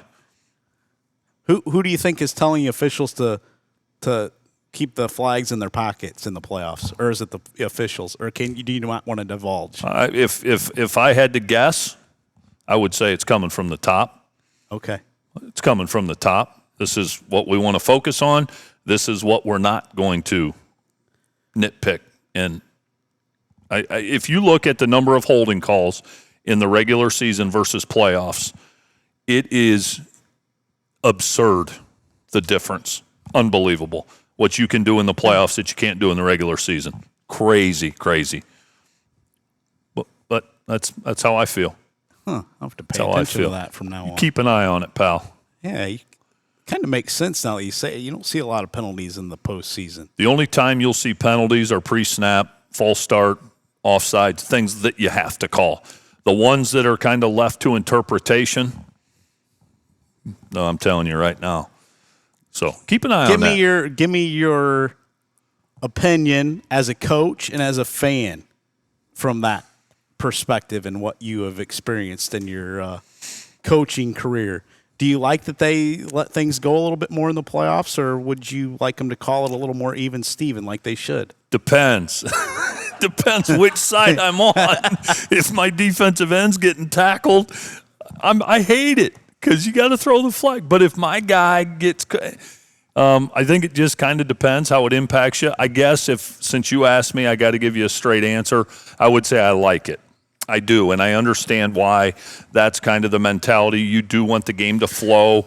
The good officials don't want to be noticed. The good ones don't. Now, the ones, some do want to be noticed, but the good ones don't want to be noticed. So I like that, but at the same time, the game, it needs to be fair. Mm-hmm. So I have an issue with that from an ethics standpoint. But so how far can you go, and what kind of is a holding penalty in the playoffs and what isn't? I think anything that happens outside of the tackle box is much more likely to get called. Anything in between the tight ends or tackles, I think it's a free-for-all, buddy. It's prison yard basketball in there. So have at it, and we'll see. Well, I'd be curious to compare the penalties. Every game that's a rematch, okay, and there's a lot of them, right? Fairview Paulding. There's several rematches. Perrysburg and Whitmer. Peaburg, Whitmer, Shawnee, Walpock. Yep. Okay, and we have the stats for most of those games, right? Mm-hmm. I would like to look at the penalties in the Shawnee, Walpock. You said Is there another one in here? I will tell you this. The number of penalties called in the regular season games, I'll be shocked if they aren't significantly more than what is called in the playoffs in the rematch of all those games. I'll be shocked if it's not 5 or more, fewer. I have some penalties highlighted once we get into the MAC schools that we cover that are pretty interesting. Okay. The Marion Locals and how many penalties they've been called for this season. It's crazy. Okay. It's unbelievable because some teams have had more penalties in one game than what Marion Local had all season long. And now that's coaching in the way they play in Marion Local in the MAC schools. They play disciplined football. There's a reason for it. they do play disciplined football. But is it officiated different, though? It is officiated different. They let them play a little bit? Well, and you come into a game as an official with some preconceived notions. You shouldn't and you're not supposed to, and you try not to. But you have some preconceived notions. So if I'm doing the Marion Local Coldwater game, me and my crew know these are disciplined kids, disciplined coaches, great communities. There ain't going to be a whole lot of funny business. And so you do. Your mindset, you approach it a little bit, I think. And then, too, Marion Local's so well coached that great coaches, they'll teach you how to hold and get away with it. And some of these pancake blocks we see, you cannot pancake someone like that. They're fighting to disengage with you, yet we'll see a tackle drive a guy 15 yards downfield and then pancake him. You think he had a hold of him that whole time? Yes, he did. Well, as long as the hands are inside, well, is he holding him? Yeah, it's kind of hard to take somebody down unless you're holding them, right? I mean, let's be honest. So it's great. The holding call. Especially if you don't extend your arms, right? Yeah, right? And so, but if you get a hold of him in here, you're going to get away with it. And in the playoffs, you're going to get away with it almost every time. That's interesting. Yeah. That was a good conversation. Yeah, I feel I'll die on that hill. I will die on that hill. And I'll also die on this hill. You are, I'll say, 35 to 40% less likely to get called on a play that's run towards your sideline versus the other sideline. A pass interference call, much more likely to be called on the opposing sideline than yours. And I would love, if I did some type of doctoral thesis, I'd somehow dig into that, and the numbers would be staggering. A sweep, a toss sweep, run to your sideline versus the other. Because when it's run to the other sideline, you've got 15 coaches screaming, holding. And whether it is or not, everybody thinks their guy got held. Coming towards your sideline, you've been able to build a little bit of a rapport with the linesman on your side. He might look at you after the play and go, Coach, tell number 15, he was close there. If that happens on the other side, 15 ain't getting warned. He's getting ragged. There's just certain hot button issues with me, Lynn. Those are 2 of them. I'm glad I pressed that button. You did. That was good. You did. You did. I've had it in me all year, and I figured what better time than the playoffs to break out some truth. I like that. I like that. I like getting you a little fired up at times. I appreciate it. That's good. That is good stuff. Region 23 in Division 6 coming up this week. Centerburg is the top seed. They will get West Lafayette Ridgewood, who is the 9 seed. The 4 seed Mount Gilead. They are hosting North Robinson Colonel Crawford, the 5 seed. Beverly Fort Fry is the 2 seed. They will host Caldwell, the 10 seed, who rolled over Grove City Christian a week ago, the 7 seed, 42-7. And then at the very bottom of Region 23, West Jefferson, the 3 seed. They will host Toronto, the 6 seed, coming up on Friday night. Region 24, we have Anna alive from our coverage area as they will go to Mechanicsburg. Top seed in Region 24, New Madison Tri-Village. They are hosting Portsmouth West, the 9 seed. 2 seed, St. Menard Elmwood Place, hosting another one of our area schools. Coldwater, the 5 seed, coming up on Friday night. And then Springfield Northeastern is the 2. They are hosting Ironton Rock Hill, the 7. And then at the very bottom is Anna and Mechanicsburg. Anna, the 6 seed, 8-3, 31.4 points per game, giving up 14.6. Strength of schedule of 43. Mechanicsburg, 8-2, 42.4 points per game, 15.2 points per game allowed, 48 for their strength of schedule. So both of the schedules are comparable there as far as the experts think in Martin RPI. Anna is favored by 18 in this matchup. Mechanicsburg, the Indians making their 22nd playoff appearance. They're 24-21 all-time in the playoffs as they've had a storied playoff history. Anna won 36-6 in the 2019 state semifinal on the way to the state championship. Oh, was that Anna team good. Bart Bixler at quarterback, Riley Hulskamp, the running back. They had a dude by the name of Malachi Minich. Oh, he was an absolute terror. They were huge, weren't Oh, they? Will Luthman up front. Boy, oh boy. How about that team versus the Cary team that beat Liberty Center? Anna would smoke them. That's saying something. Anna would smoke them. Because Cary was a bunch of bullies that year. I believe Anna played Bo Brungard and New Middletown Springfield in the state championship. And if you watch Youngstown State on a Saturday, if you the ESPN Plus package, you can watch Bo Brungard play for the Penguins. He's their quarterback now. Oh, my gosh. That kid was a stud, too. Yeah. Stud. Yeah. And I think Anna beat them in the state championship there in 2019. Oh, that Anna team was good. Marion Local beat them that year. Back in 2019. Julian Stern, 10.5 sacks for Anna. Nolan Witt, 9.5. The Rockets have allowed just 1,030 yards rushing and 1,063 yards passing. Anna has posted 1,593 yards rushing and 1,519 through the air. Conley Bogard has 2,245 yards passing for the Indians, while Austin Haynes has 790 yards. So they're going to face a good quarterback on Friday night, are the Rockets, but I think they get it done. Stearns and Witt, they'll meet at the quarterback a few times.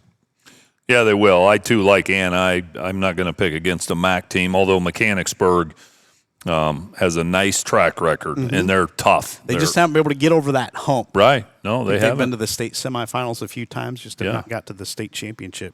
Yeah, they had that stud quarterback that I think went on to wrestle at Ohio State. Caleb Romero, was that his name? Mechanicsburg, wrestler, quarterback. I mean, they don't get any tougher than that. Yeah. But, and I don't think they're going to be able to get over the hump Friday, even though they're the 3 playing a 6. I like the Rockets. Yeah, Logan Ziegenbusch and crew and Anna, they'll get the job done on the road. 5 seed is Coldwater. They are going to St. Bernard Elmwood Place. The Cavs 7-4, 30.5 points per game, giving up 14.5. Strength of schedule of 5. Bernard Elmwood Place 9-1, 29.3 points per game, giving up just 6.5. Strength of schedule though of 96. Coldwater favored by a whopping 37. Coldwater won against St. Bernard Elmwood Place 56-0 in the regional semifinal last year. The Cavs averaged 6.1 yards per rush, 302 attempts for 1,856 yards. They've thrown for 1,674 yards. Carson Homan, 814 yards on the ground, 9 TDs, while Derek Deuce has 9 TDs and 472 yards on only 50 totes this season.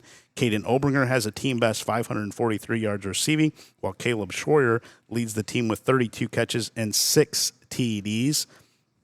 Coldwater is the first team since, this question a couple weeks ago when they played Marion Local, a game that Marion Local won 7-6, and the only touchdown of the whole game was a Marion Local kick return for a touchdown. That was the first time somebody held Marion Local's offense scoreless since 2012. Who do you think did it back in 2012? Don't overthink it. Don't overthink it. Restate the question once. Who was the last team to hold Marion Local's offense scoreless back in 2012? It was a 27-0 shutout. Coldwater did it in Week 10. Who do you think did it in 2012? Don't think too hard. Week 10 was a regular season game? Yes, it would have been. That should narrow it right down for you. Don't overthink it. Coldwater. Yes, Coldwater did it back in 2012, 27-0. I was going to try to get creative and try to think of Kirtland or somebody that. Nope. Kirtland's who I was going to say. No, Coldwater did it back in 2012. That was the last time that Marion Local offense was held scoreless in a game. But I like Coldwater against St. Bernard Elmwood Place. 37-point favorite. Oh, going to be a tough night for St. Bernard Elmwood Place. Yeah, they've got a nice 9-1 record, I think you said, right? 9-1, yep. They've beaten a couple Montessori schools on their schedule. Coldwater isn't a Montessori school. They're going to roll in this game.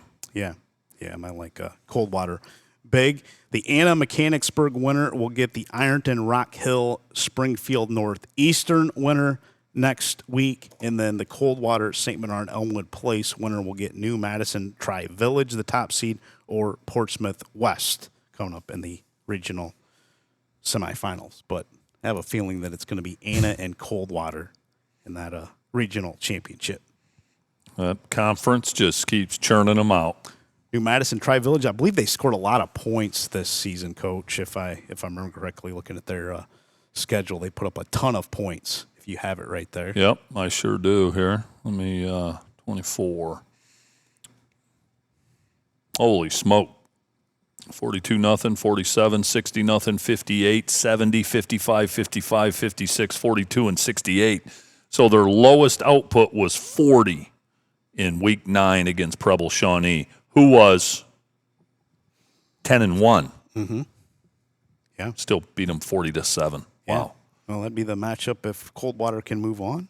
Probably going to get New Madison Tri-Village next week on the road. Gosh, those are some gaudy numbers. Now, their schedule. Yeah, not great.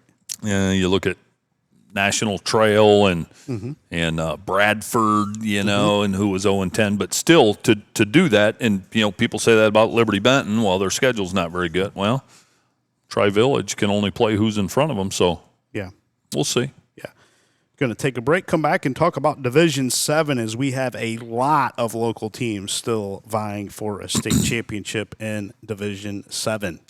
High school seniors, uncertain that college is right for you? Concerned about the cost of higher education?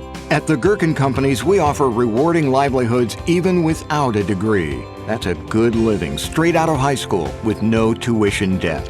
Starting pay between recent college grads and those with high school diplomas is closer than you might think. So if you enjoy teamwork, working outdoors, and being part of something meaningful, consider your options at gherkincompanies.com/careers.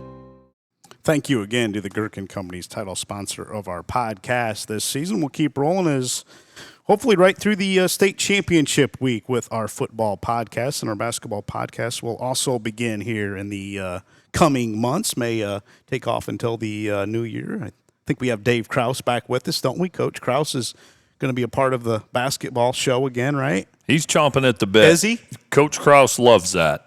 Good. He's chomping at the bit, gives him some purpose in his retirement years when he's not with the grandkids and wife, so he'll be ready to go. Yeah, looking forward to continuing our basketball series as the boys got their practices underway last Friday. The girls the week before that is round ball season quickly approaching. Crazy. Napoleon girls had a scrimmage tonight. Already. Jeez. At Convoy Crestview with Marion local Lady Flyers in the house, so not wasting Liberty Center did too. Glenn Badenhop said. And Greg Badenhop, I don't know, he may have to wait a few more weeks before he's going to get his boys basketball season going here at Liberty Center, but he's well used to that. He is well used to that, and I'll be interested to talk about Liberty a little bit. They're going to be okay. Are they? Yeah, Liberty's going to be okay. PH is going to be okay too. We'll get into that. Archibald's always okay, but I'm telling you, Liberty Center, I think they're going to be a handful this year. I really do. Who's the NWL favorite? PH? I'd say it's got to be PH with the Krager boys and Mac Heber. Okay. Can Liberty challenge them on the hardwood? Liberty has a couple guys that will go toe-to-toe with a couple of the PH guys. I guarantee you that. Look forward to diving into that. Yeah. I can't wait for basketball season. Always enjoy that. And, boy, March will be here before you know it, right? I know it will. And before you know it, we'll have Greg Badenhop here talking about the tournament. Oh, that's one of my favorite days of the year, talking about the NCAA tournament. Yeah, Greg's the best at that. College basketball got rolling yesterday. We're recording this on Tuesday. There was all kinds of games. God, there were a million games. I have a little proposal for Greg, but it'd be a little hard for Liberty Center to do it. But I'd like to see on the opening day of high school basketball, like they did with the college season, they started some games at 8 a.m. Could we maybe do that with high school at a venue around this area, get about 8 teams and play 4 games? 8, 10, noon, 2, 4. Just play during the day. Yeah, as long as I don't have the 8 o'clock game, I'd be okay with it. I'd rather have the 4 o'clock game. Well, hey, you want some exposure? Here's the thing about Greg. Get some broadcasts going for it and see. Here's the thing about Greg. He's always all for anything like that outside of the box. He'd pounce on something like that. Can we do it Black Friday? You could. There's always a tournament in Antwerp on Black Friday for little kids. So you could do it with high school. You could do it with high school. Some of the moms might not like it. And maybe some of the daddies that like to shop on Black Friday. But would you rather go shopping or would you rather watch basketball? Well, that's the question. I'd rather watch basketball. And if you'd rather go shopping, then you probably should be shopping, to be honest with you. Stay out of the gym. Yeah, I agree with that. I like the idea, though, Lynn. Just something I'm throwing out there. Greg, if he's listening, give me some thoughts. And maybe it's later in the year, but maybe tough during the school day, but maybe not. I don't know. Yeah. Can we play a basketball game at 10 a.m. at Liberty Center on a Friday or something? Well, they have a wrestling meet during the school day. That's what I mean. They do wrestling during the day, right? Yeah. How cool would that be? That'd be awesome. Just an idea. Awesome. Just an idea. Might get some traction, Lynn. That I'm throwing out there. All right, Division 7, Coach. We got to finish up football coverage first before we get into round ball. Division 7, Region 25. McDonald, the top seed. They are hosting Warren. John F. Kennedy, the 8 seed, coming up on Friday night. Monroeville is the 4 seed. They will get Malvern, the 5. Fairport Harbor, Fairport Harding is the 2. They get 7 seed East Canton. And then Mogador is the 3 seed. They will get 6 seed East Palestine in region number 25 this week in the regional quarter final round. Region 26, the local region for us. Lima Central Catholic, the top seed. They will have Eden this week. Columbus Grove gets their playoff journey going. They have Gibsonburg, the 5 seed. North Baltimore is the 2. They have Pandora Gilboa, the 7 seed. And then Lipsick, the 3 seed, gets Sycamore Mohawk, the 6 seed, coming up on Friday night.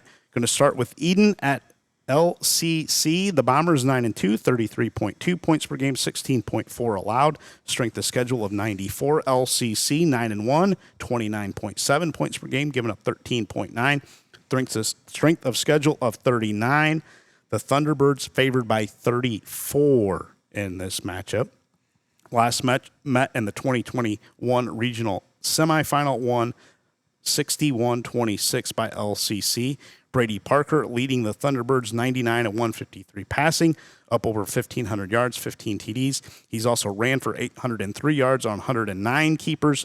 Mike Quatrin has 41 catches, 639 yards, and 8 scores, while Lawson Flores 520 yards on 34 grabs. LCC has ran for 1,827 yards, thrown for 1,417 this season. The T-Birds have allowed only 2,284 yards overall, including just a little over 1,200 rushing and 1,080 through the air. Eden has thrown for 3,052 yards, guided by Briggs Galliu, 197 to 343, 2,370 yards, 20 TDs. Kendall Briggle, 75 catches, 953 yards. Caden Stantz, 45 grabs, 511 yards. Eli Dickman, 44 grabs, 562 yards. Gage Nestor, 483 yards on 30 catches. Stantz, 7 TDs. Dickman and Nestor both have 6, while Briggle has 4 this season. But the Thunderbirds favored by 34 in this one. Yeah, and I liked the Bombers to avenge that early season loss a week ago to Edgerton, and they did. And so this is a different animal, though. The LCC T-Birds, different animal. One of their wins is to WBL opponent Shawnee, who had an outstanding year. Mm-hmm. Lost a heartbreaker to Columbus Grove. Other than that, they roughed everybody up. And I like the Bombers. I really do. I think they're fun to watch. Love Kendall Briggle. But going to be a long, long night for the Bombers. And I will be curious, with the starters in the game, how many LCC possessions do not end in a touchdown with the starters in the game. You think Eden's going to struggle to stop them? I think they're going to struggle mightily to stop them. And I would love to be wrong. I truly would. I want the Bombers to roll, but LCC is gonna have their way offensively. Now, can Eden protect Gallihu enough to get the ball? I think the receivers are just going to have a hard time getting separation, Lynn. I really do. With the athletes that LCC has, is a tough matchup for an Eden team. It just is. Yeah. They're used to having an advantage with their receivers. Now LCC can just line up and go one-on-one and kind of have an advantage with their defenders. Yeah, and they don't have to really always commit safeties to helping on certain guys and things. Like a lot of teams Eden plays, they've got to have a safety help in the corner on a Kendall Briggle. LCC isn't going to have to do that. So I'm not saying they'll load up the box because Eden's going to spread you out, but they're going to be able to bring pressure and just play man coverage and not have to worry about getting the top taken off. But Eden's going to hit a play or two. Mm-hmm. Eden's going to score a couple. Yeah. But they're going to have trouble stopping LCC. Yeah, I agree with that. I'll take LCC in that matchup. North Baltimore, the number 2 seed, 10-0. First time since 1995. 49.7 points per game, giving up just 12.9. Strength of schedule of 103, though. They have Pandora Gilboa coming to town, 8-3. 29.7 points per game, allowing 16.9. Strength of schedule of 23, though. Pandora Gilboa, even though they're the 7 seed and North Baltimore is the 2, the Rockets favored by 20 in this game. North Baltimore has never won a playoff game. They have a chance at home. PG 6-0 all-time against North Baltimore. North Baltimore has 2,538 yards passing, 2,468 rushing. Luke Long has hit on 132 of 189 aerials, 2,528 yards, 32 touchdowns, while Brody Walter has 1,275 yards rushing, 17 TDs. Cooper Clark, 1,402 yards receiving, 21 scores on 65 snags, while Xander South has chipped in 427 yards on 23 grabs this season for North Baltimore.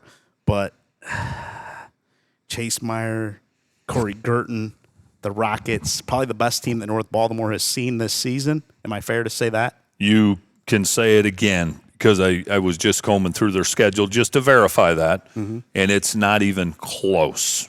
Not even close as far as what they face this year. Going to be a little shock and awe trying to adjust to game speed with Pandora Gilboa, honestly, because they haven't seen anything close to it. I will say this. If the Tigers, who have had an unbelievable year, I'm tickled to death for them, if they want to take that next step as a program and you know, gain some respect or whatever you want to say, they could go a million miles in doing that by getting it done Friday night. If they can knock off Pandora Gilboa, they're going to be taken very, very seriously. I just can't pick against the Rockets in this one based on the strength of schedule. No, beat Columbus Grove. I know it was week 1 and Grove's maybe a different team, but hey, you got to look what happened on the playing field. And they did beat Grove. You can't take that away from them. No. And now if there were some fluky things that maybe Grove folks say happened, okay, but score is what it is. And it happened. Pandora Gilboa won. It happened. That's a pretty big deal to me, knocking off that Grove team, although it was week 1. North Baltimore, boy, they're going to play with a lot of emotion. Chance to win their first playoff game. It's at home. But, sorry, Coach Bishop and crew, I got to pick PG. But I think it's closer than 20. Okay. I think it's within a touchdown to 2 scores. I'll be darned. Good. I hope it is. We don't root, against teams we cover in that. And but I'll be honest, there's a piece of me pulling for North Baltimore. Agreed. I think it's what Coach Bishop's done there and what that means to the school and community. That place is going to be flying high Friday. I love it. I do too. Yeah. I hope they have a good showing at home for the North Baltimore community, and we'll see what happens. We'll recap it on Saturday morning's Rise and Rewind. The 6 seed, Sycamore Mohawk, is at 3 seed Leipzig. Mohawk 9-2, 37.9 points per game, giving up 14.9. Strength of schedule of 47. Leipzig 9-1, 33.1 points per game, giving up 19.2. Strength of schedule of 53. Leipzig favored by 5 in this one. Vikings won 30-8 in the first round of the 2019 playoffs over Mohawk and 40-14 in the first round of the 2018 playoffs over Sycamore Mohawk.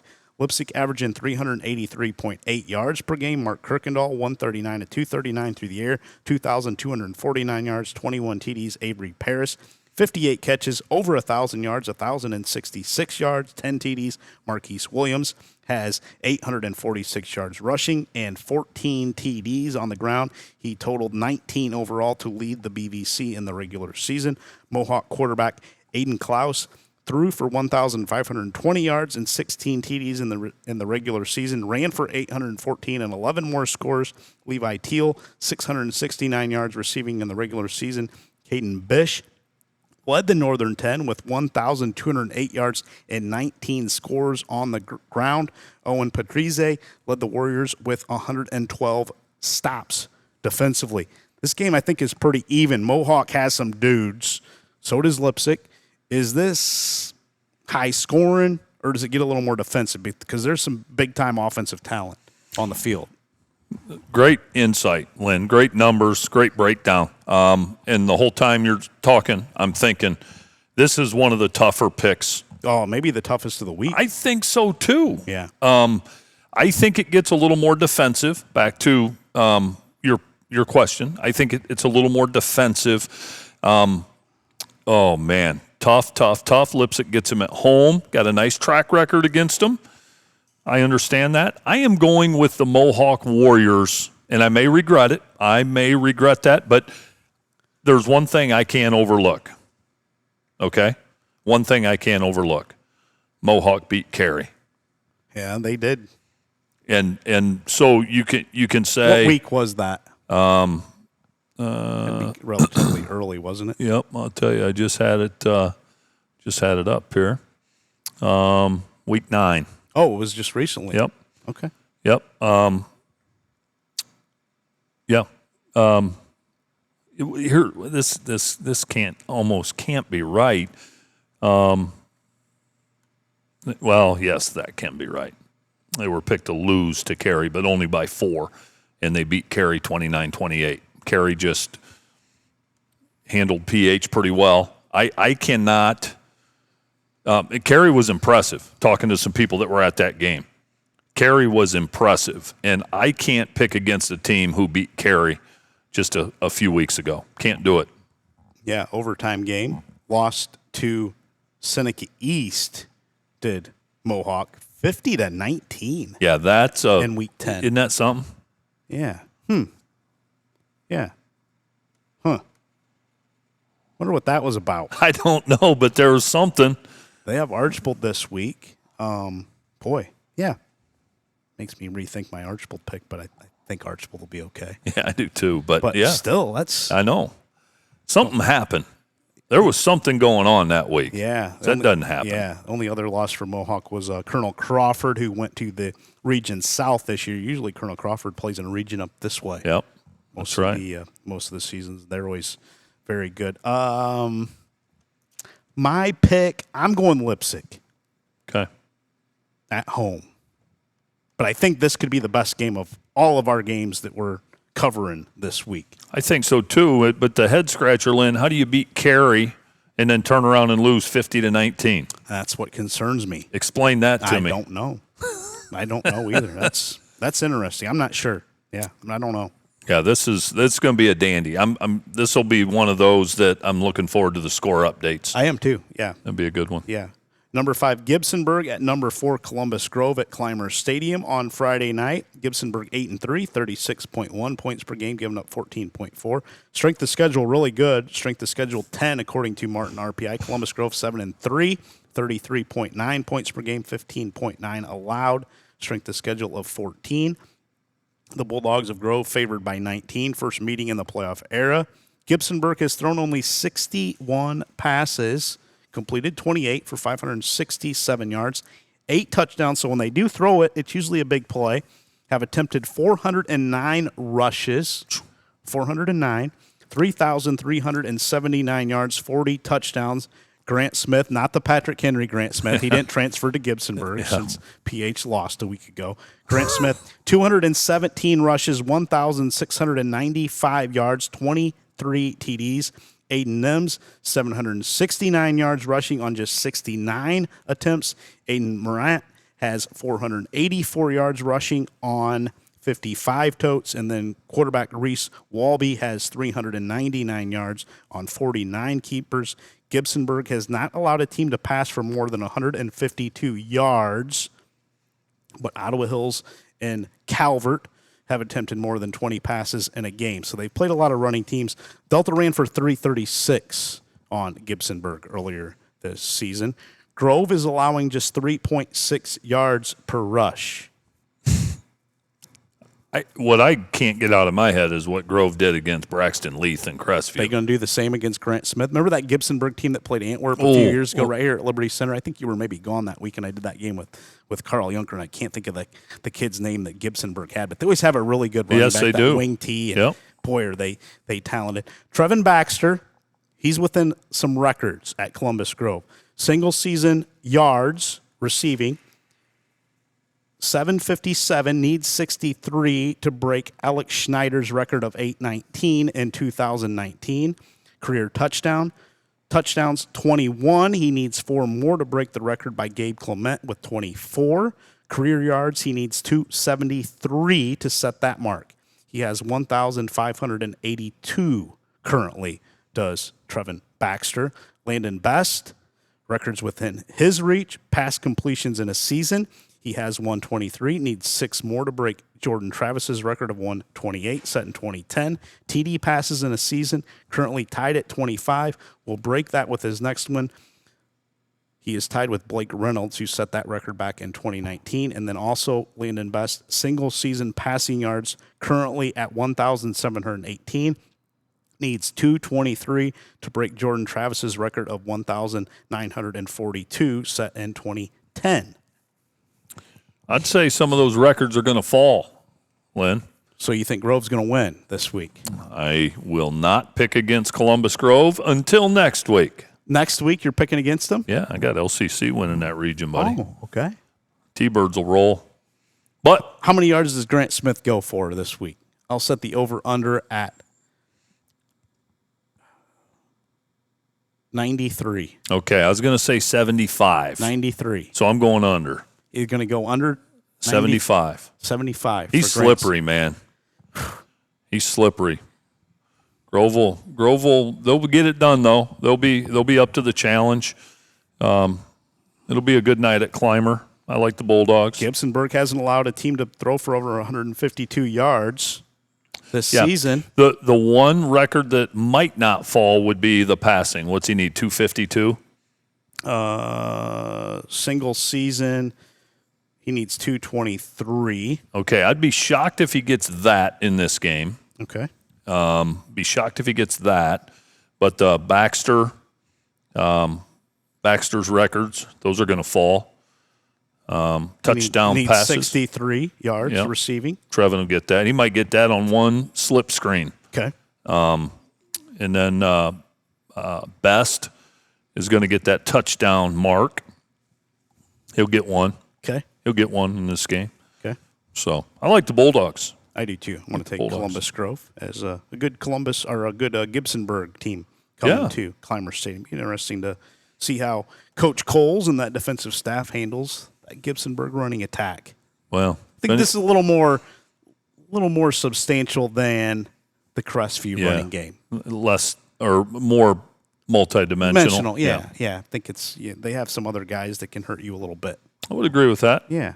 Interesting game to follow at Clymer Stadium on Friday night, and possibly set up a rematch with LCC on the road next week. And I could change my tune on that. Oh, you're going to change? I could. I'm leaving it open. I could. We'll see how I don't know that you're allowed to do that because it's officially on the record that I'm in pretty deep. Yeah. I'm in pretty deep. What, did Andy Schaefer sink his claws into you or something, or somebody from Columbus Grove? And no, but they will once next week's podcast released. I may change my tune. Okay. But I'm flying we'll give you until next week. Until then, I'm flying with the Birds. We'll be back on Monday with our podcast coming up in the regional semifinal round. Region 27, no teams from the area, as this is the Northeast region. Hillsdale is hosting Bowerstown, Conotton Valley in the 1-8 matchup. Hillsdale is the 1 seed there. Willowwood, Sims Valley is the 4. They will host Gloucester Trimble, the 12 seed. Waterford is the 2 seed. Strasburg Franklin is the 7, and then Lancaster Fisher Catholic is the 3, and Danville is the 11 seed there in Region 27. Don't know much about it, Lynn, but I'll go with Hillsdale just because they've advanced so many times over the years. I got to believe Lancaster Fisher Catholic's tough too. Or sorry, that would be the southeast region. Is the Region 25 is the northeast. Sorry, I misspoke. They're going to take our final break, come back, and look at Region 28 with our local teams and also regions, as we just mentioned, Region 27. We'll get to Region 28 after these messages. The fall sports season is here, and the Sports Place at Wassee-on-Ace has you covered. Stop in for all your football, volleyball, soccer, and golf practice gear and accessories. Did you know that the Sports Place at Wassee-on-Ace can create custom t-shirts while you wait? We can and we will. Come in with an idea and walk out with that perfect t-shirt of your own creation from the Sports Place at Wassee-on-Ace. We also offer custom embroidery. Whether it's a shirt, jacket, or other item, the Sports Place can fill your embroidery needs. Stop in and see us at 1495 North Shoup Avenue in Wassee-on. Go see the great folks at the Sports Place at Wassee-on-Ace. Pick up all your Christmas goodies for the sports fan in your family, and they can even create something for you. Mm-hmm. Yep, if you can imagine it, they can bring it to life. I'll tell you. They certainly can. I'll tell you that. They do a great job. A lot of grilling accessories for dad or your husband if you need something as far as the grilling or smoking aspect of things go, and everything else pretty much they have there. Rick and Jason for spices, and if you're not sure, just get them a gift card. Yeah, there you go. Get them a gift card and let them go pick it out themselves. You can bring it over here to American Freedom Energy and we'll Tory demo it for you. Yeah, we'll demo it for you just to make sure it works right. Especially if it's a big green egg, I'd be happy to demo it. Yeah, for sure. I'd be willing to do that if you are. Yeah, I'd be willing to do that too. Speaking of American Freedom Energy, I went out here in the case on Saturday after Rise and Rewind, and you told me about those bacon cheddar bratwursts. Well, I got the patties because you get like 50 of them in a bag. I took those. Oh, my gosh. Did you like them? Oh, they're good. Yeah, you got the regular bratwurst, just the like hot dog style. Yeah. But I like the just the patties that they have out there. Yeah, I don't love the patties as much. No, I haven't had them here. I'm talking just Johnsonville. Different texture. You need to try these. Yeah, I believe these will be better. So I have been beating the drum for Pettisville Meats cheddar brats for a couple years. Our listeners know that. I've changed my tune, and I still like those. But Sattler Family Meats in Napoleon, okay, cheddar, bacon, brats, oh my, they've taken it to another level. So that's the train I'm on now. Yeah, I like those. I think I grilled up 4 of those when I got home on Saturday, and I ate 3 of them. They're good. They're good. I grabbed, I already did some grocery shopping, Lynn. I see that. Delmonico. See my Delmonico thawing over there? I see that. That's going to go on the grill tonight from Sonnenberg Farms. Well, the problem is we broadcast this, and then all the people that listen, which are fine, they can come out here because they're supporting a good sponsor of ours. I know. But they steal all the stuff out there in the case. I don't know that I like that. There's times, Lynn, that we'll leave here after a podcast, or I'm sorry, Rise and Rewind on Saturday, and it's fully stocked. And I'm like, okay, when I get here Monday for the podcast, I'll be able to have my pick. I come in Monday, and it's almost gone.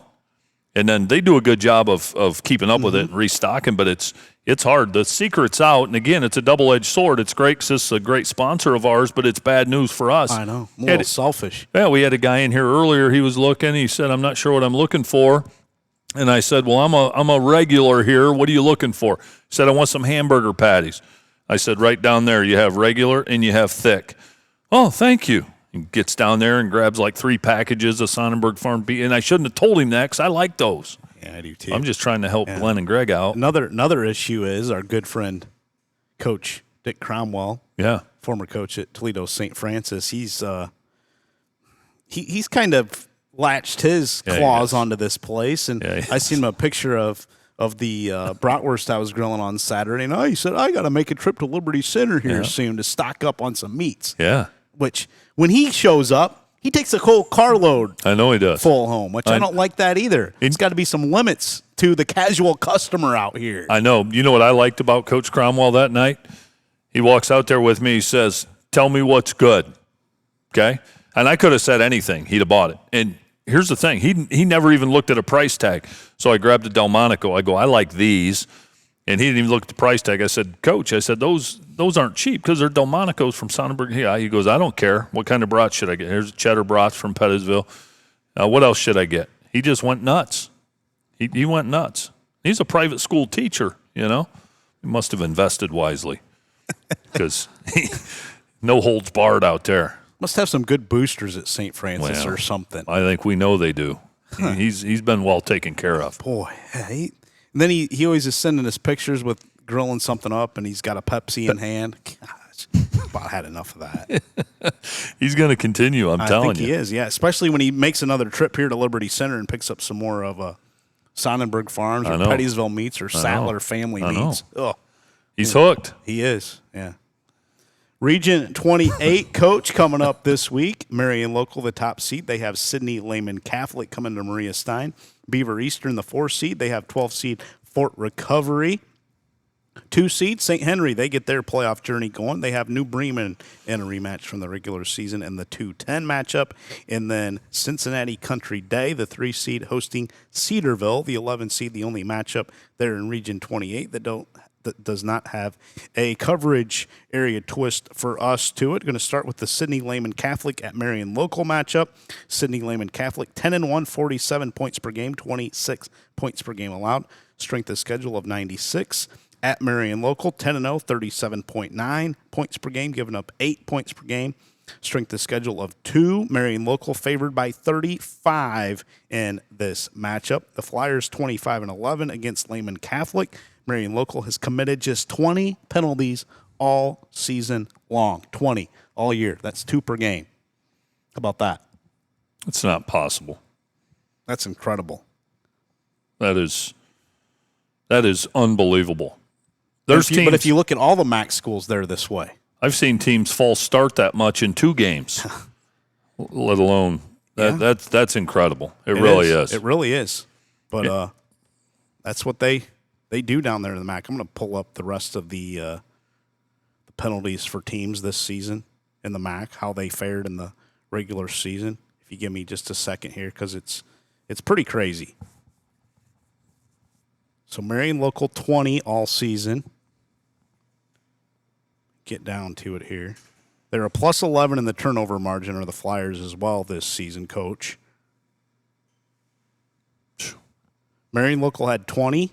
Versailles 22, Delphus St. John's 21, Anna 29, Minster 39, St. Henry 43, Parkway 47, New Bremen 43, and then Fort Recovery and Coldwater both 55.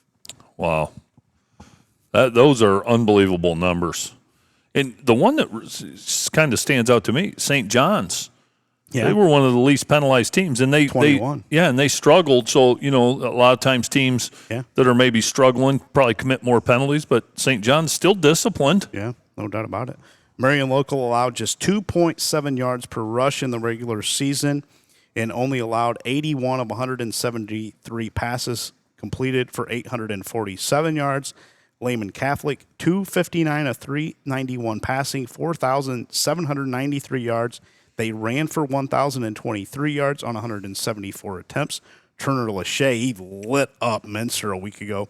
253 of 381 passing, 4,724 yards, 52 passing touchdowns for Turner Lachey here coming into this matchup. Evan O'Leary, 2,422 yards receiving on 136 catches, 26 TDs. Cam Eifert leading Marion Local, 683 yards, 13 touchdowns on the ground. Ben Meyer, 533 yards, 10 TDs, both averaging over 6 yards per carry to pace the Marion Local ground attack. Brennan Hess, 92 of 138 passing for 1,491 yards and 17 TDs. Braden Mesher, 590 yards, 7 TDs. And Cale Nagel, 23 catches, 542 yards, and 8 touchdowns. They are the top receivers for the Flyers this season. How many points does Sidney Lehman Catholic put on Marion Local this week? Do they get 12 or more? That's the over-under, 12 or more. Talking to some folks that were at that Minster game last week, Lehman's passing attack was impressive. I'll say that, was impressive. But what I can't get over is the fact Sidney Lehman gave up 34 to Covington. Mm-hmm.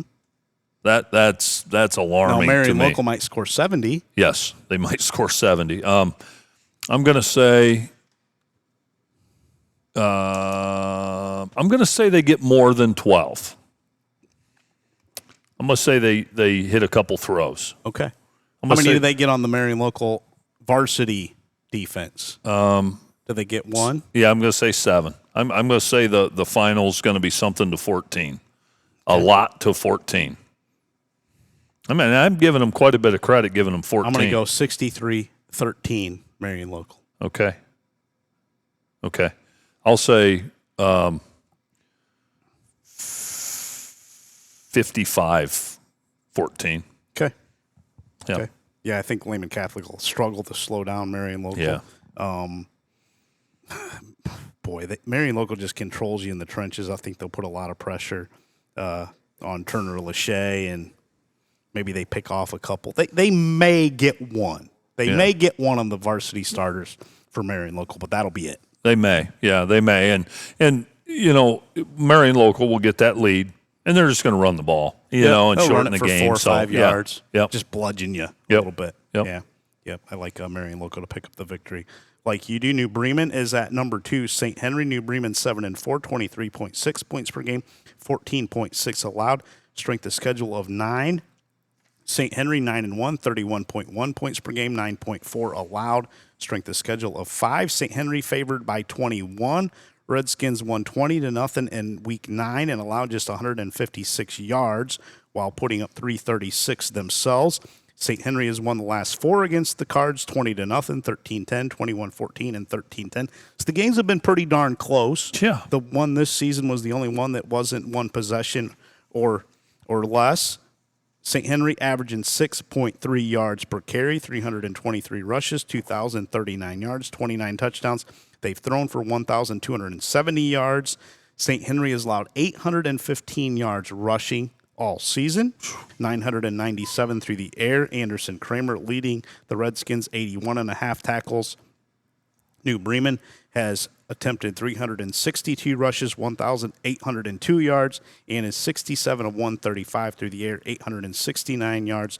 Cards have allowed 1,496 yards rushing and 1,038 yards passing. Charlie Whirling, the St. Henry quarterback, 1,313 yards rushing on 195 attempts and 24 TDs. New Bremen's Jacob Kelly, 1,229 yards on the ground, 221 attempts, and he has found the end zone 15 times this season. But I think it'll be a similar score, the 20-0 game earlier in the season. Yeah. I'll take the Redskins. I think it may be a shade closer. Maybe 20-7. I was going to maybe New Bremen gets one. I was going to say 21-7. I think that's going to be hard for New Bremen to get more than one, though, against the St. Henry defense. Just how the first game went. I agree. Unless they get a turnover, unless St. Henry, fumbles a kickoff or loses a punt or something like that. Yeah. Otherwise, I think it'll be tough. 21-7, I would say. Like most of these MAC rematches, they go kind of according to script. Yeah. Yep. Rarely do they go off script, but it'll be a battle, and St. Henry knows it. Yep. Yep. Fort Recovery, the 12 seed, going all the way to Pike County to face the number 4 seed Beaver Eastern. Fort Recovery 6-5, 25.6 points per game, 20.2 allowed. Strength of schedule of 8. Beaver Eastern 10-0, 44.8 points per game, giving up 17. Strength of schedule of 86 though. Fort Recovery, even though they're the 12 seed and Beaver Eastern is the 4, the Indians favored by 24 in this one. These two teams have never met. It's about a 3-hour bus trip for Fort Recovery all the way to Pike County coming up on Friday night. 5th playoff appearance for Beaver Eastern. Reese Wendell leads Fort Recovery, 1,150 yards, 14 scores. Eagles have thrown for 2,468 yards, ran for 1,445. Eric Manley, 107-160 passing, 2,243 yards and 30 touchdowns for Beaver Eastern. Jack Montgomery has 1,038 yards rushing, 15 touchdowns. Boston Webb, over 1,200 yards receiving on 48 catches and 20 touchdowns. Indians have allowed just 84 of 150 passes to be completed for 1,057 yards and a dozen touchdowns. They've intercepted 10. Foes averaged 4.7 yards per carry on Fort Recovery, 340 attempts, 1,606 yards. But I think Fort Recovery makes the long bus trip to Beaver Eastern and picks up the win. I don't think Beaver Eastern has been hit like they're going to get hit by Fort Recovery and West Winning and crew on Friday night. No, and anytime you play in that MAC conference, you are so battle-tested, and like we've said many times, stepping into the playoffs is almost a relief for you. Yeah. And Beaver Eastern's going to feel the brunt of that, I can tell you. If you're Fort Recovery, what time are you leaving for that trip for a 7 p.m. kick? Yeah. 3-hour bus ride? Yeah, we're leaving school early. We're going to stop and have a pregame meal about halfway there, and you want that meal to have time to digest and that. You maybe even get down there and maybe even have a walkthrough somewhere. And I know that may sound extreme. It's 3 hours. It's not 8 hours, but I'm telling you, try to break it up as much as you can and get the kids fed. I'm not waiting until 2 o'clock to get there when you'd get to a normal game. I'll tell you that right now. I'm leaving at, maybe noonish, okay. And getting something to eat. And we have done that many times. We've gone to Akron St. V and down to Kettering Altar and stop at Bob Evans and feed the team. And, anytime you're at this point in the season, you always have parents and parent groups that are willing to foot the bill for those team meals.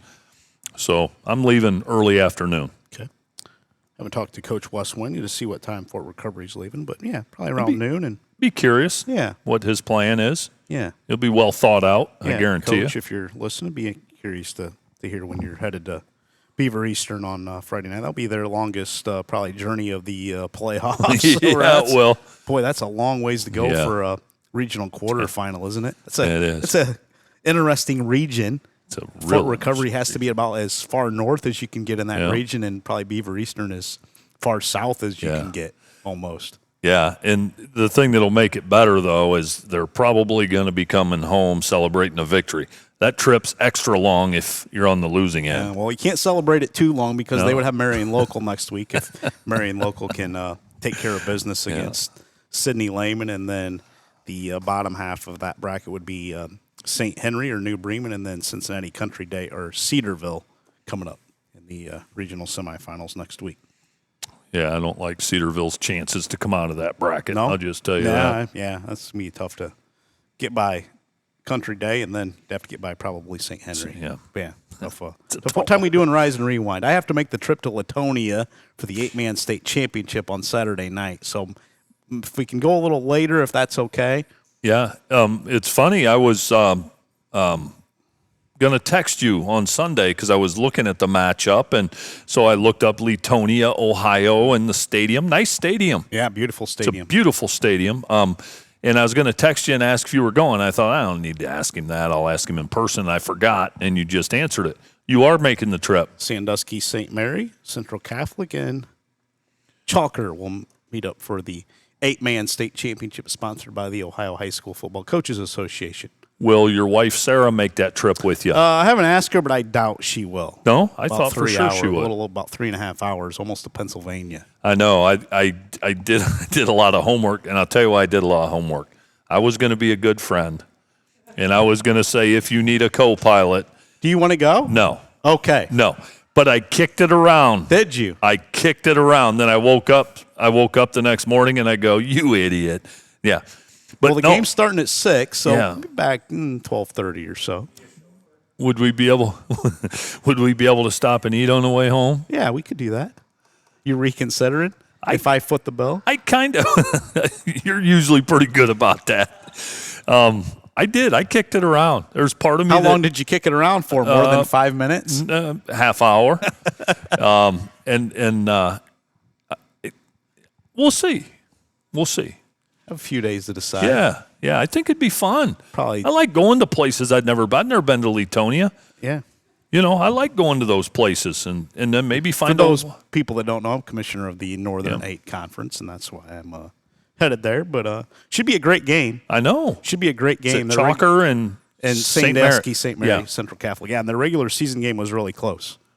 No, I think it'd be fun. Saturday at 6:00, huh? Saturday at 6. Yep. Okay. We moved the kickoff up to 6 to help with the Sandusky folks. Now that decision was made a while ago, and for people, why are you playing in Latonia? Why is it so far away from Sandusky? Well, you have to figure out where you're going to play. You can't just figure out the site the week of, unfortunately. So this was figured out back in the summertime and was even been discussed. And the 8-man ADs have wanted to play the game in Eastern Ohio to hopefully bring some attention more to the more light to the 8-man game, and maybe some places over that way can check out the game on Saturday night. Fair enough. And I would say this, and I know we probably don't have a lot of listeners over in Latonia, but get your hind ends out there and support the cause. Yeah. Liberty Center did when it was here, didn't they? Yeah, oh boy, They loved it. Yeah, they had a great crowd here. Yeah.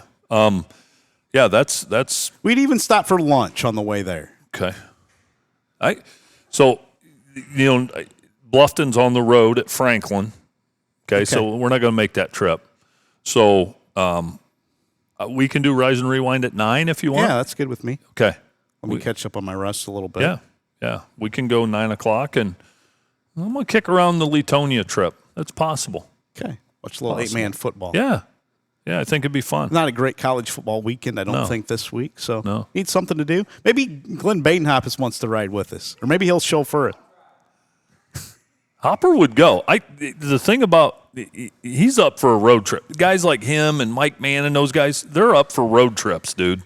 Yeah. They're up for road trips. He'd probably go with us. Well, Ray Carpenter just showed up, and he has one of those Liberty Center hats, 4-time NWL champions. Remember what I said after the Archbold game, that I wanted to get my mitts on one of those hats? Yeah. So Ray and I may have to duke it out, and I may take his hat after the podcast since here tonight. You think I could take him? You think I could take that off from Ray? He's got. Yeah, I want one of those. Yeah. If anybody can get one, it's Ray. Yeah. He can get one. Let me see how that fits. Oh, yeah. Oh, yeah. It's good. Now they're really going to accuse you of being an LC homer. Better hand that back to him. I already get accused of that enough. Jeez. Well, hey. Nobody else gives me any gear. That's true. Yeah, I did. Yeah. Yeah. Ray will make sure you get one. I can promise you that. I'll take any gear that you'll give me. Take any gear. I love it. Those are good-looking hats, though. They are nice. I like those like hats. them. Yeah, I want one of those for my collection. I used to have a lot of orange and black, Did Lynn. you? Woo-hoo. Yeah. I used to have a lot of it. Coach, good to be with you again. You too. Thank you for your expert opinions. Yep. See if our audience thinks that as well. I don't know. Some will, some won't. Some of the officials out there might not like some of them. Friday night, Sandusky Perkins at Napoleon, Buckenmeyer Stadium, 6:30 pregame, 7 o'clock kickoff. Saturday morning, 9 a.m., Rise and Rewind. We are going to recap all of the regional quarterfinals from our coverage area, and we'll get you some scores from around the state as well on Saturday morning, get you set up for the regional semifinal round coming up next week. Podcast next week. Back on Monday, folks. Yes, Back sir. on Monday. Have a great week, everybody.